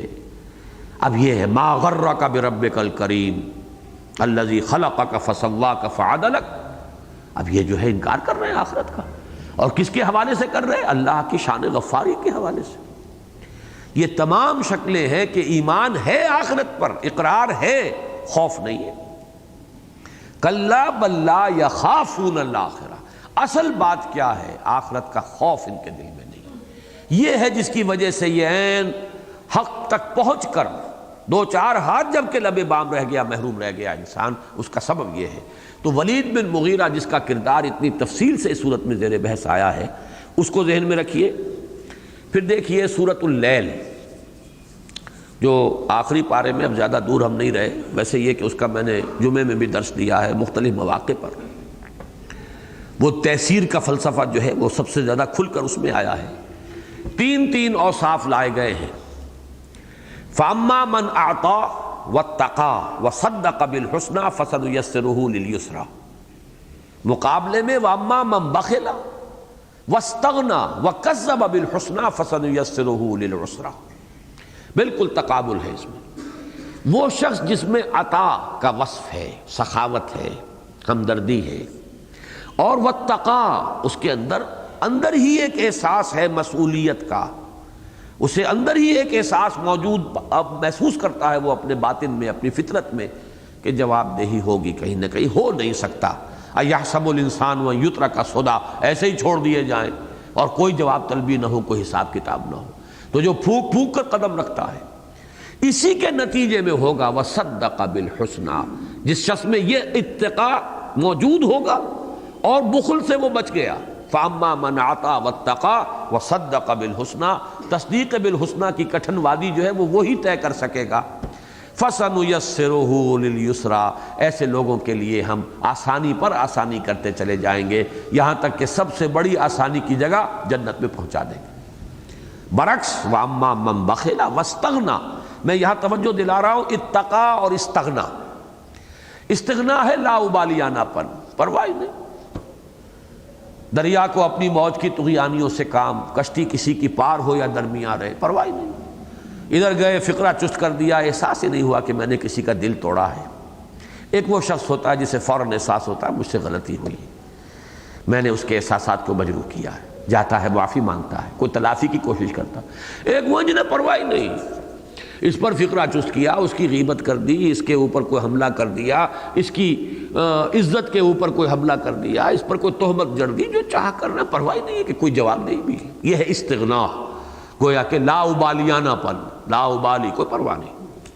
نتیجہ کیا ہوگا؟ وَكَذَّبَ بِالْحُسْنَى، یہاں سے اب تک تکذیب ہوگی، یہاں سے لوٹا ہے وہ شخص ولید ابن مغیرہ، تصدیق بالحسنى کی جو وادی ہے اس کو طے نہیں کر سکا، تکذیب بالحسنى جو ہے اس کے اندر گرفتار ہو گیا۔ فَسَنُيَسِّرُهُ لِلْعُسْرَى، تو اس کو ہم آہستہ آہستہ رفتہ رفتہ تنگی میں پہنچا دیں گے، یہاں تک کہ تنگی کی سب سے بڑی جگہ جہنم، اس میں پہنچا دیں گے۔ اسی میں ذرا چند پوائنٹس اور آپ کو آج بتانا چاہتا ہوں۔ سورہ بنی اسرائیل کی آیات 9 اور 10، یہ چونکہ پچھلے دنوں جمعے کے خطبات میں تفصیل سے یہ باتیں آئی ہیں، وہاں جو آخر میں خطاب ہوا ہے بنی اسرائیل سے خطاب ہے، عَسَىٰ رَبُّكُمْ أَن يَرْحَمَكُمْ وَإِنْ عُدْتُمْ عُدْنَا وَجَعَلْنَا جَهَنَّمَ لِلْكَافِرِينَ حَصِيرًا۔ آگے فرمایا إِنَّ هَذَا الْقُرْآنَ يَهْدِي لِلَّتِي هِيَ أَقْوَمُ وَيُبَشِّرُ الْمُؤْمِنِينَ الَّذِينَ يَعْمَلُونَ الصَّالِحَاتِ أَنَّ لَهُمْ أَجْرًا كَبِيرًا وَأَنَّ الَّذِينَ لَا يُؤْمِنُونَ بِالْآخِرَةِ أَعْتَدْنَا لَهُمْ عَذَابًا أَلِيمًا۔ تقابل کرنے کی ضرورت ہے کہ جن کے لیے تبشیر ہے، بشارت ہے، ان کے لیے ایمان اور عمل صالح دو اصطلاحات آئیں۔ وَيُبَشِّرُ الْمُؤْمِنِينَ الَّذِينَ يَعْمَلُونَ الصَّالِحَاتِ أَنَّ لَهُمْ أَجْرًا كَبِيرًا، اور جو دوسرا رخ ہے اس کے لیے ایک لفظ وَأَنَّ الَّذِينَ لَا يُؤْمِنُونَ بِالْآخِرَةِ أَعْتَدْنَا لَهُمْ عَذَابًا أَلِيمًا، اور یہ کہ وہ لوگ کہ جو آخرت پر ایمان نہیں رکھتے، ان کے لیے ہم نے دردناک عذاب تیار کیا ہوا ہے۔ معلوم ہوا کہ ایک پلڑے میں وہ سب کچھ ڈالیے تو دوسرے پلڑے کے اندر اگر صرف آخرت کا یقین جو ہے وہ نہیں ہے تو گویا کہ وہ ہم وزن ہو جائے گا۔ ہدایت کے لیے وہ سب کچھ اور ضلالت کے لیے محض یہ بات کہ جو آخرت پر یقین نہیں ہے۔ اسی میں ایڈ کر لیجئے، چونکہ پچھلی مرتبہ وہ آیت بھی میں نے آپ کو سنائی تھی سورہ انعام کی 8ویں پارے کے آغاز میں، وہ فتنہ جو ہے کہ ہم نے اس کو تعداد کو فتنہ بنا دیا ہے، وَمَا جَعَلْنَا عِدَّتَهُمْ إِلَّا فِتْنَةً لِّلَّذِينَ كَفَرُوا، اللہ کی یہ سنت ہے، وہ یہ فتنہ آزمائش قدم قدم پر رکھتا ہے۔ یہاں تک کہ فرمایا وَكَذَلِكَ جَعَلْنَا لِكُلِّ نَبِيٍّ عَدُوًّا شَيَاطِينَ الْإِنسِ وَالْجِنِّ يُوحِي بَعْضُهُمْ إِلَىٰ بَعْضٍ زُخْرُفَ الْقَوْلِ غُرُورًا، اسی طرح ہم نے خود ہر نبی کے لیے دشمن کھڑے کر دیے، شیاطین جن بھی شیاطین انس بھی، جو ایک دوسرے کو بڑے بڑے سنہری اور ملمع قول جو ہے وہی کرتے رہتے ہیں۔ وَلَوْ شَاءَ رَبُّكَ مَا فَعَلُوهُ، اگر تیرا رب چاہتا تو وہ یہ کام نہ کر سکتے۔ ابو جہل کو جو اجازت ملی ہوئی ہے مخالفت کی، ابو لہب کو جو اجازت ملی ہوئی ہے، تو بغیر اذن رب وہ کر سکتے تھے۔ تو اذن رب اگر ہے تو کسی مصلحت کی بنیاد پر ہے، وہ مصلحت کیا ہے؟ وَلِتَصْغَىٰ إِلَيْهِ أَفْئِدَةُ الَّذِينَ لَا يُؤْمِنُونَ بِالْآخِرَةِ وَلِيَرْضَوْهُ وَلِيَقْتَرِفُوا مَا هُمْ مُقْتَرِفُونَ، تاکہ ان کی طرف ان لوگوں کے دل مائل ہو جائیں جو آخرت پر یقین نہیں رکھتے۔ گویا کہ اصل جو ڈفرینسیشن کا جو نقطہ ہے وہ یہ کہ کون آخرت کو مانتا کون نہیں مانتا۔ جو نہیں مانتا، میں نے یاد ہوگا کہ الفاظ استعمال کیے تھے پولرائزیشن اور آئونائزیشن۔ اب سوڈیم کلورائڈ NaCl، آپ جب اس کو ہائیڈرولائز کریں گے تو اس میں سے Na آئنز ایک طرف جائیں گے، کلورین کا آئنز ایک طرف جائیں گے۔ یہ جو فتنہ ہے در حقیقت، اور یہ فتنہ مختلف شکلوں کے اندر سامنے آتا ہے، آزمائش جو ہے مختلف طریقے سے اللہ تعالیٰ کی جانب سے انسان کے سامنے آتی ہے۔ اصل کیا ہے؟ آئونائزیشن ہے، آپ کی پولرائزیشن ہے۔ جو آخرت پر ایمان رکھتے ہیں وہ ایک طرف ہو جائیں، اور جو آخرت پر یقین نہیں رکھتے وہ ایک طرف ہو جائیں۔ گویا کہ کسی اور شے کا ذکر یہاں نہیں کیا گیا، نہ ایمان باللہ کا، نہ ایمان بالرسالت کا، نہ اخلاق حسنہ کا یا اخلاق سیئہ کا۔ اصل شے، کانٹے کی بات، اصل جو ہے فیصلہ کن شے وہ کیا ہے؟ وَلِتَصْغَىٰ إِلَيْهِ أَفْئِدَةُ الَّذِينَ لَا يُؤْمِنُونَ بِالْآخِرَةِ، تاکہ یہ لوگ ایک طرف ہوتے چلے جائیں، مائل ہو جائیں ان فتنہ پروروں کی طرف، ان کا رجحان ہو جائے، ادھر ہی ان کی پولرائزیشن ہو جائے۔ کن کی؟ جو آخرت پر ایمان نہیں رکھتے۔ وَلِيَرْضَوْهُ وَلِيَقْتَرِفُوا مَا هُمْ مُقْتَرِفُونَ، اور تاکہ وہ اپنی اس کفر کو اور اپنی تمام ضلالت کو اس کے ساتھ راضی بھی ہو، اور جو بھی انہیں جمع کرنے ہیں اپنے اعمال سیئہ وہ جمع کر لیں، جو کمائی کرنی ہے برے اعمال کی وہ کمائی بھرپور طریقے پر کر لیں۔ تو معلوم یہ ہوا کہ اصل شے جو ہے، جو کارڈینل پرنسپل ہے، جو درمیان میں تقسیم کر دینے والی اصل شے ہے، وہ آخرت کا ایمان، اور ایمان بھی وہ جو اس یقین کے ساتھ ہو کہ وہاں اللہ کا عدل ہے، اللہ کا انصاف ہے، اللہ معاف بھی فرمائے گا تو بہرحال وہ بھی کسی بنیاد پر معاف فرمائے گا۔ اللہ تعالیٰ جو ہے وہ کسی پر رحم فرمائے گا، جیسے آپ کو معلوم ہے اس دنیا میں بھی ہے مرسی اپیل کے لیے بھی آپ کیسز جو ہیں، اگرچہ اسلام میں تو وہ مرسی اپیل وغیرہ جو ہے وہ نہیں ہے، کسی وہ صدر مملکت کو کوئی حق حاصل نہیں ہے، عدالت سے بالا تر کسی کے پاس اختیار نہیں ہے، لیکن میں صرف سمجھانے کے لیے عرض کر رہا ہوں کہ مرسی اپیل جو ہے وہ بھی کسی بنیاد پر ہوتی ہے، اور اس کی بنیاد یہ ہے کہ صاحب جو ٹھیٹھ قانونی باتیں تھیں ان کے اعتبار سے تو عدالت نے فیصلہ دے دیا، اس کی بچت نہیں ہے، پھانسی چڑھے گا یہ۔ لیکن کچھ اور چیزیں ہوتی ہیں کہ جو وہ قانونی کے علاوہ ہیں، کچھ کنسیڈریشنز ہو سکتی ہیں، کچھ کمپیشنیٹ قسم کے گراؤنڈز ہو سکتے ہیں، کچھ ایسے حالات اس کے ایسے تھے جس میں وہ یہ غلط حرکت کر بیٹھا ہے۔ اس تمام چیزوں کو سامنے رکھ کر مرسی اپیل کا بھی مطلب یہ نہیں ہوتا ہے کہ بغیر کسی بنیاد کے کسی شخص کو جو ہے جس کی پھانسی کی سزا ہے اس کو ساقط کر دیا جائے، اس پر رحم کیا جائے۔ اس کی بنیاد ہوتی ہے، لیگل ایکسپرٹس جو ہیں وہ اثر نو چھانتے ہیں اس پورے کیس کو۔ البتہ اب چھلنی جو ہے وہ اتنی باریک نہیں ہوتی جتنے کہ قانونی چھلنی ہوتی ہے، بلکہ وہ چھلنی ذرا نسبتاً اس کے اندر گنجائش ہوتی ہے۔ تو اسی طریقے سے اللہ کے ہاں جو بھی کچھ ہوگا، اللہ تعالیٰ کا عدل جو ہے وہ ظاہر ہوگا، وہ انصاف کرنے والا ہے، نیکوکاروں کو جزا دے گا، بدکاروں کو سزا دے گا، اس اصول کے تحت معاملات ہوں گے۔ اس یقین کے ساتھ جو آخرت کا ایمان ہے وہی ہے جو فیصلہ کن ہے، ہدایت کی طرف لے جانے والا۔ تو یہ آیت جو ہے یہاں اس اعتبار سے بڑی اہم ہے، کلا بل لا یخافون الآخرہ۔ اصل بات کیا ہے؟ یہ ساری ان کی دلیلیں، یہ کٹ حجتیاں، یہ استہزاء، یہ مذاق، یہ خوض، کنا نخوض مع الخائضین، یہ سب کچھ کس لیے ہے؟ کلا بل لا یخافون الآخرہ۔ یہ آخرت کے خوف سے خالی ہو چکے. اور وہ میں عرض کر چکا ہوں، شفاعت کے مضمون میں بھی وضاحت کر چکا ہوں کہ ان کی اکثریت آخرت کو مانتی تھی، جیسے ان کی اکثریت اللہ کو مانتی تھی، اور یہ مانتی تھی کہ وہی خالق ہے آسمان اور زمین کا، وہی چاند اور سورج کا بنانے والا ہے، کوئی تخلیق میں اس کا ساجی نہیں ہے. لیکن وہ چھوٹے چھوٹے معبود، شرک تھا ان کے ہاں، اس کے نیچے معبود ہیں. اسی طرح ان کی اکثریت آخرت کو مانتی تھی، صرف یہ کہ یا تو یہ کہتے تھے دل نہیں جمتا، دل نہیں ٹھکتا، ان نظن الا ظنا وما نحن بمستيقنين، یا انہوں نے غلط عقائد، غلط نظریات سے اس کو بالکل معطل کر کے رکھ دیا تھا، غیر مؤثر کر دیا تھا. وہ شفاعت باطلہ کا تصور، وہ اور نظریات جو میں گنوا چکا ہوں، یہی حال تو ہمارا ہے اس وقت. کس کو آخرت کی فکر دامنگیر ہے؟ آخرت ہمارا عقیدہ ہے، ہم اعلان کرتے ہیں کہ ہم مانتے ہیں آخرت کو، لیکن کتنی کچھ فکر ہے آپ کو. کل کے لیے گھر میں اگر دانے نہ ہو تو کتنی فکر ہوگی، اور آخرت میں کیا ہونا اس کی کتنی فکر ہے. اس کا جائزہ ہر شخص لے لے، اپنے گریبان میں جھانکے کہ کتنی کچھ تشویش، کتنا کچھ معاملہ جو ہے ہمیں دنیا کا اور دنیاوی ضرورتوں کا اور اپنی یہاں کی جھوٹی عزت کو برقرار رکھنے کا. ناک کٹ جائے گی اور مونچھ نیچے ہو جائے گی اور یہ ہو جائے گا اور وہ ہو جائے گا، یہ سارے کام ہم کر رہے ہیں. لیکن یہ ہے کہ آخرت کا کتنا کچھ فکر ہے، ہر شخص جھانک لے، بات واضح ہو جائے گی. اسی طریقے سے اصل میں قیاس کیجئے ان کو اصل حقیقتوں کو پس منظر میں رکھتے ہوئے کہ یہ کسی اور دنیا کی باتیں نہیں ہو رہی، اسی دنیا کی باتیں ہیں. اور اس دنیا میں چیزیں پہلے بھی ایسی تھی جیسے آج ہیں. لیگلی کوئی فرق واقع ہو گیا ہے کہ ہم نام لیوا ہے محمد کے صلی اللہ علیہ وسلم، ایمان رکھتے ہیں، لیکن سوال یہ آخرت کا خوف کتنا ہے، یہ ہر شخص خود جھانکے اپنے گریبان میں. کلا بل لا یخافون الآخرہ کلا انہ تذکرہ. کچھ نہیں، یہ تو صرف تذکرہ ہے، انہ تذکرہ. یہاں ہو کی ضمیر قرآن کی طرف بھی آ سکتی ہے، خود محمد الرسول اللہ صلی اللہ علیہ وسلم کی طرف بھی، اس لیے کہ جیسا کہ میں نے بارہا عرض کیا ہے، رسول اور کتاب یہ مل کر ایک ہی شے بن جاتے ہیں، ایک ہی مرکب ہیں جس کے دو اجزاء ہیں. بینہ لم یکن الذین کفروا من اہل الکتاب والمشرکین حتی تأتیہم البینہ. اور وہ بینہ کیا ہے؟ رسول من اللہ یتلو صحفا مطہرۃ فیہا کتب قیمہ. تو فرمایا یہ تذکرہ، یہ میں پہلے بیان کر چکا ہوں، قرآن اپنے آپ کو تذکرہ، ذکرہ، تبصرۃ و ذکرہ لکل عبد منیب، اس بندے کے حق میں یہ تبصرہ اور تذکرہ مفید ہوگا جس کے اپنے اندر انابت ہے. باقی یہ کہ جس کا اپنا رخ دوسری طرف ہے، کجی کا طالب ہے، باغی الشر ہے، اس کے لیے مفید نہیں ہے.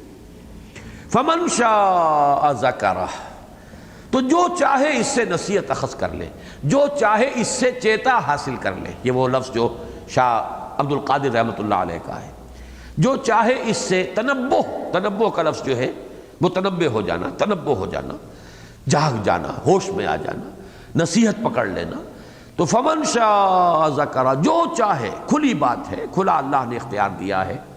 میں نے اس وقت بھی عرض کیا تھا اور یہاں پھر آ گیا ہے، لیکن یہ ہدایت کے قانون کا ایک جز ہے، دوسرا جز آگے آ رہا ہے. پہلے کیا آیا تھا؟ لمن شاء منکم من یتقدم او یتأخر، جو بھی تم میں سے چاہے آگے بڑھنا یا پیچھے ہو جانا، اس کا فیصلہ تمہیں خود کرنا ہے. It's your own choice. کدھر جانا چاہتے ہو اس کا فیصلہ تم کرو گے، آگے بڑھنا چاہتے ہو خیر کی طرف، ہدایت کی طرف، یا پیچھے رہ جانا چاہتے ہو، یہ تم خود فیصلہ کرو گے. وہی مضمون یہاں دوبارہ آ گیا، فمن شاء ذکرہ کلا انہ تذکرہ فمن شاء ذکرہ. لیکن اب یہ دوسرا جو حصہ ہے اس ہدایت کے قانون کا، وما یذکرون الا ان یشاء اللہ، اور وہ نصیحت حاصل نہیں کر سکیں گے، تنبہ نہیں ہو سکے گا جب تک کہ اللہ نہ چاہے. معلوم یہ ہوا کہ اس کائنات میں اللہ کی قدرت اس طور سے مستولی ہے کہ کوئی شے بغیر اذن رب نہیں ہو سکتی. یہی وجہ اہل سنت کا جو عقیدہ ہے وہ یہ ہے کہ انسان اپنے افعال کا خالق نہیں ہے، کاسب ہے، ارادہ کرتا ہے، لیکن اس ارادے کا پورا ہونا بغیر اذن رب، بغیر تیسیر رب، بغیر توفیق رب ممکن نہیں. میں نے ارادہ کیا کہ ہاتھ اٹھاؤں، یہ میرا ارادہ تھا، میں نہیں اٹھا سکتا تھا الا ان یشاء اللہ، اگر اللہ نہ چاہتا. یہیں میرا ہاتھ شل ہو جاتا، یہیں میری نرو جو ہے وہ معوف ہو جاتی، یہ ہوا کا کتنا پریشر ہے، یہی پریشر مجھے ہاتھ اٹھانے نہ دیتا۔ 100 راستے ہیں، there's many a slip between the cup and the lip، 1000 فرسنگ گست۔ تو اس چیز کو سمجھ لیجئے کہ ہر فعل یہاں 2 کمپوننٹس پر مشتمل ہے۔ یہ میں نے بہت تفصیل کے ساتھ سورہ تغابن میں ان چیزوں کو بیان کیا ہے۔ جو شے ہم پر آ رہی ہے، وارد ہو رہی ہے، کسی نے اینٹ اٹھا کر مجھے ماری، اس نے اینٹ اٹھا کر ماری، وہ قاسم ہے۔ اینٹ مجھے لگ نہیں سکتی تھی اگر اللہ نہ چاہتا، اینٹ مجھے لگی ہے تو تبھی لگی ہے کہ اللہ نے چاہا کہ لگے۔ یہ 2 کمپوننٹس ہوں گے تو بات پوری ہوگی۔ ہم یہ بھی کہہ سکتے ہیں اس شخص نے اینٹ ماری، یہ بھی کہہ سکتے ہیں اللہ نے ماری۔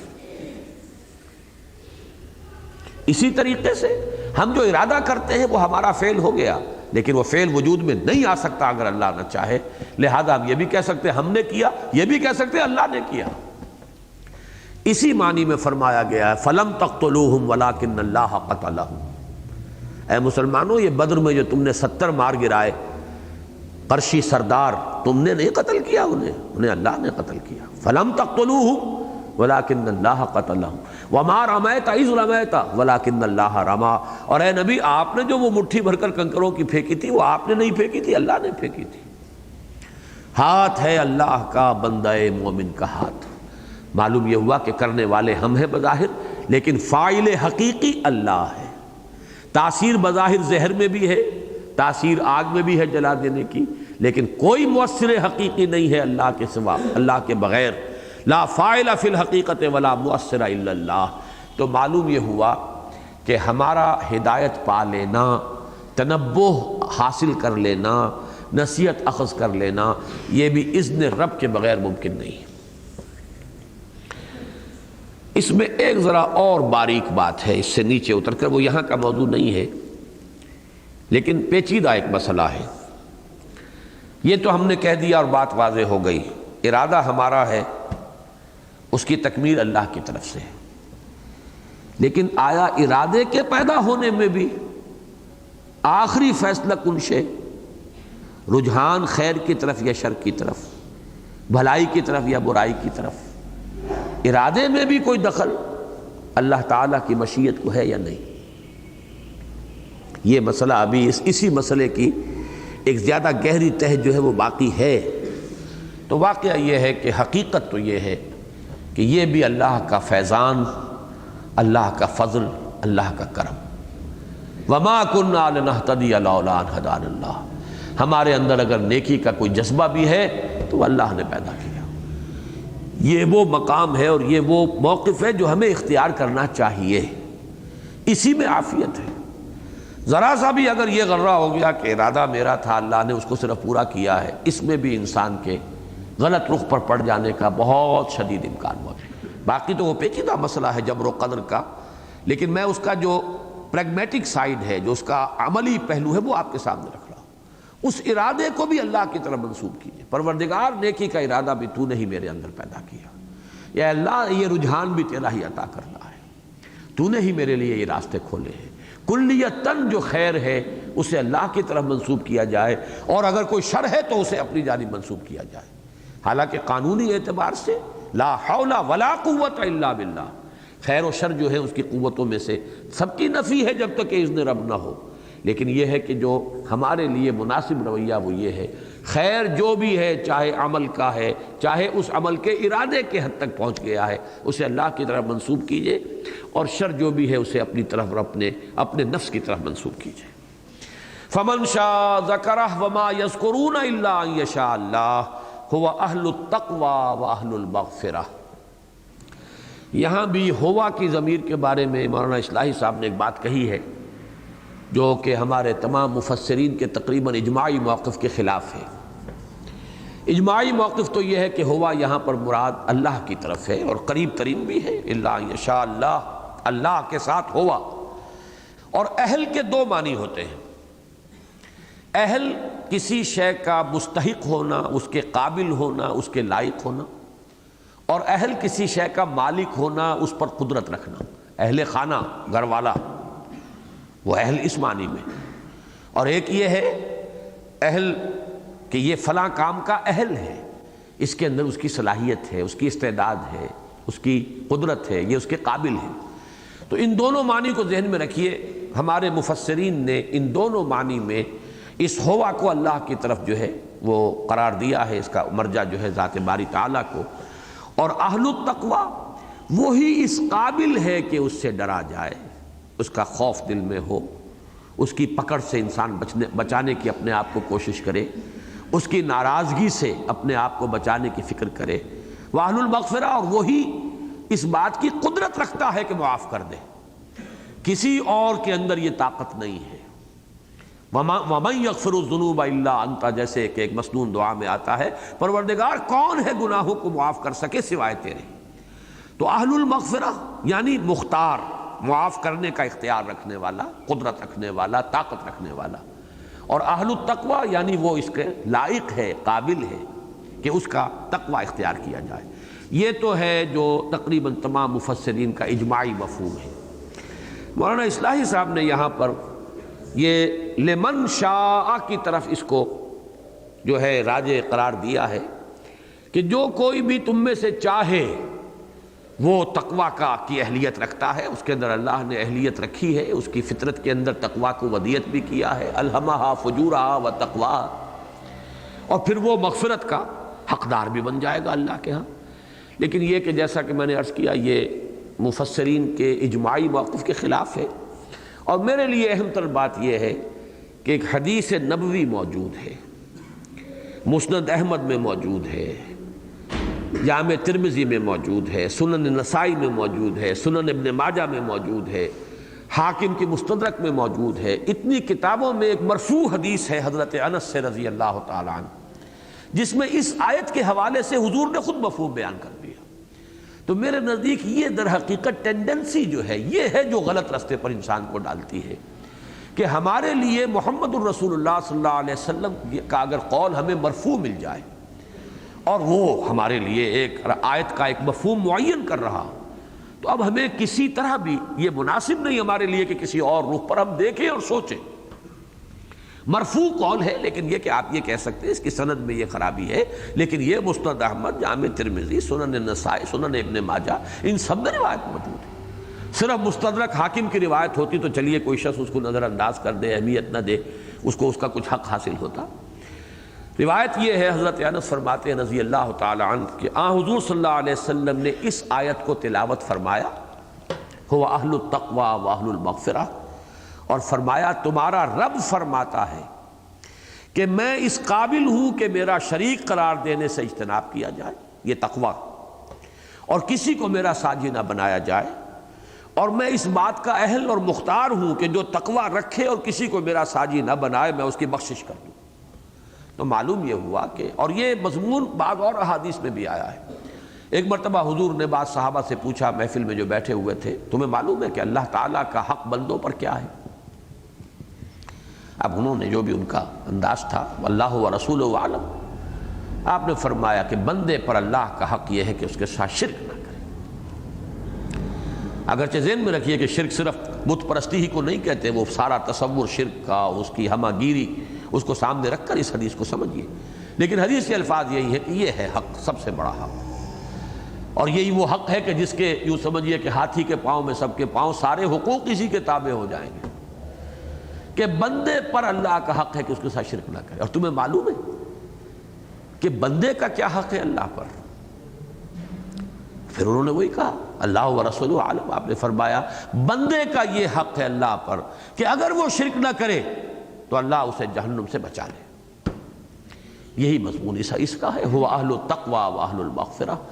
لیکن یہ کہ اگر روایات اور احادیث سے ہٹ کر ہم جہاں حضور کا مرفوع قول نہیں ہے، اور یہ بات جان لیجئے کئی مرتبہ میں نے واضح کی ہے، ہمیں بہت سی جگہوں پر نہیں ملتی کوئی بات۔ اب یہی 19 کا حصہ ہے، کوئی مرفوع روایت موجود نہیں، حضور سے کسی نے یہ سوال کیا ہی نہیں، نہ حضور نے ان چیزوں کے اندر لوگوں کو ڈالا، یا یہ کہ کم سے کم اتنی اہمیت کے ساتھ یہ بات کبھی زیر بحث نہیں آئی کہ ہمارے ریکارڈ میں آ جاتی، حدیث میں آ جاتی۔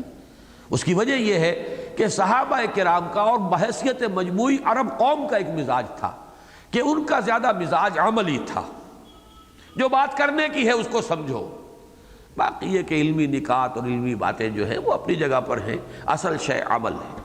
تو جس کی توجہ عمل پر مرتکز ہو جاتی ہے وہ ان چیزوں میں پڑتا ہی نہیں۔ کیا فرق پڑ جائے گا 19 ہو 19,000 ہو 19 لاکھ ہو؟ سوال تو یہ ہے کہ ہمارے اندر تقویٰ ہے کہ نہیں ہے؟ وہ ایک ہی فرشتہ ہو وہی کافی ہو جائے گا سب کے لیے؟ تو 19 کہا ہے اللہ نے، ٹھیک ہے 19 ہوں گے، 19 ہوں گے، 19 کے تحت 19 فوجیں ہوں گی، وما یعلم جنود ربک الا ھو۔ کیا فرق واقع ہوا اس سے؟ اصل مسئلہ تو یہ ہے کہ اپنے عمل کو دیکھو، اپنے ایمان کو دیکھو، یہ تھا ان کا مزاج، لہذا وہ ان چیزوں میں نہیں پڑھتے تھے۔ البتہ عمل کے پہلوؤں کے بارے میں وہ اتنے مضطرب ہو جاتے تھے کہ ذرا اگر آیت آ گئی ہے، ظلم کی آیت آ گئی ہے کہ ظلم جس نے ظلم نہ کیا ہو وہی ہے جس کے لیے امن ہے، گھبرا گئے۔ وہ جو سورہ انعام کی آیت ہے کہ ای الفریقین احق بالامن ان کنتم تعلمون الذین آمنوا ولم یلبسوا ایمانہم بظلم اولئک لہم الامن وہم مہتدون۔ ذرا غور کرو، دونوں فریقوں میں سے، دونوں جماعتوں میں سے امن کا زیادہ مستحق کون ہے؟ پھر جواب خود ہی دیا، وہ لوگ جو ایمان لائے اور انہوں نے اپنے ایمان میں کسی ظلم کو شامل نہیں ہونے دیا، وہ ہے جن کے لیے امن ہے اور وہی ہدایت یافتہ ہوں گے۔ گھبرا اٹھے صحابہ، حضور یہ کون شخص ہے جو ظلم سے بالکل بری ہو؟ کوئی زیادتی کسی پر، کہیں قولی کہیں عملی، اپنے اوپر کوئی زیادتی، اپنے نفس پر کوئی زیادتی، ظلم کر بیٹھتا آدمی۔ تو اگر یہی شرط ہے اور اتنی کڑی شرط ہے کہ ایمان کے ساتھ ظلم کی کوئی آلائش نہ ہو تب امن ملے گا اور نجات ہوگی، تو کون اس پر پورا اترے گا؟ اب آپ نے اطمینان دلایا کہ نہیں، یہاں اس آیت میں ظلم سے مراد شرک ہے۔ تو آپ نے آیت کوٹ کی سورہ لقمان کی، ان الشرک لظلم عظیم، ظلم جو ہے بڑا ظلم وہ شرک ہے، اور یہاں مراد شرک ہے۔ اب اطمینان ہوا۔ وہ آیت نازل ہوئی سورہ آل عمران کی، میں نے کئی مرتبہ آپ کو بتایا ہے کہ یا ایھا الذین آمنوا اتقوا اللہ حق تقاتہ۔ گھبرا گئے صحابہ، اہل ایمان اللہ کا تقوی اختیار کرو جتنا کہ اس کے تقوی کا حق ہے۔ حیران ہو گئے، حضور کون شخص ہے جو اللہ کے تقوی کا حق ادا کر سکے جتنا حق ہے اس کا؟ تب پھر جب سورہ تغابن کی آیت نازل ہوئی، فاتقوا اللہ ما استطعتم، اب سانس میں سانس آیا، جان میں جان آئی، اللہ کا تقوی اختیار کرو جتنا تمہارے حد استطاعت میں ہے، جتنا ممکن ہے۔ تو صحابہ گھبراتے تھے، تو اسی کی مثال میں نے اس حدیث میں بارہا دی ہے۔ حضور نے فرمایا انہا ستکون فتنۃ، حضرت علی فرماتے ان قریب بہت بڑا فتنہ ہوگا۔ اب ہم جیسے لوگ ہوتے تو پوچھتے کہ حضور کب ہوگا، کیوں ہوگا، کہاں سے ہوگا، کدھر سے آئے گا، لیکن یہ تمام سوالات علمی ہیں۔ حضرت علی نے سوال کیا مل مخرج منہا یا رسول اللہ، کوئی سوال نہیں کیا کب آئے گا، کیوں آئے گا، کدھر سے آئے گا، کچھ نہیں۔ اس سے نکلنے کا راستہ کون سا ہوگا اے اللہ کے رسول، یہ بتائیے۔ عملی سوال تو یہ ہے کہ فتنے سے بچاؤ کی راہ کون سی؟ تو اکثر و بیشتر جگہ جہاں پر نہیں ہے کوئی مرفوع قول، وہاں آدمی اپنے عقل کے گھوڑے جتنے چاہے دوڑا لے، لیکن یہ کہ جہاں قول موجود ہو محمد الرسول اللہ صلی اللہ علیہ وسلم کا، اور الفاظ قرآنی کے اندر اس کی پوری گنجائش ہو، پورا مفہوم جو ہے اس سے واضح ہو رہا ہو، پھر اس راستے سے ہٹ کر کوئی راہ اختیار کرنا، یہ در حقیقت میرے نزدیک رجحان کی غلطی ہے۔ اللہ تعالیٰ اس سے سب کو اپنی پناہ میں رکھے۔ بارک اللہ لی ولکم فی القرآن العظیم ونفعنی وإیاکم بالآیات والذکر الحکیم۔ آج انشاءاللہ ہم سوال جواب کی نشست بھی رکھیں گے نماز کے بعد۔ آپ لوگ سوالات اگر کوئی کرنا چاہیں تو وہی ذرا احتیاطیں کیجئے کہ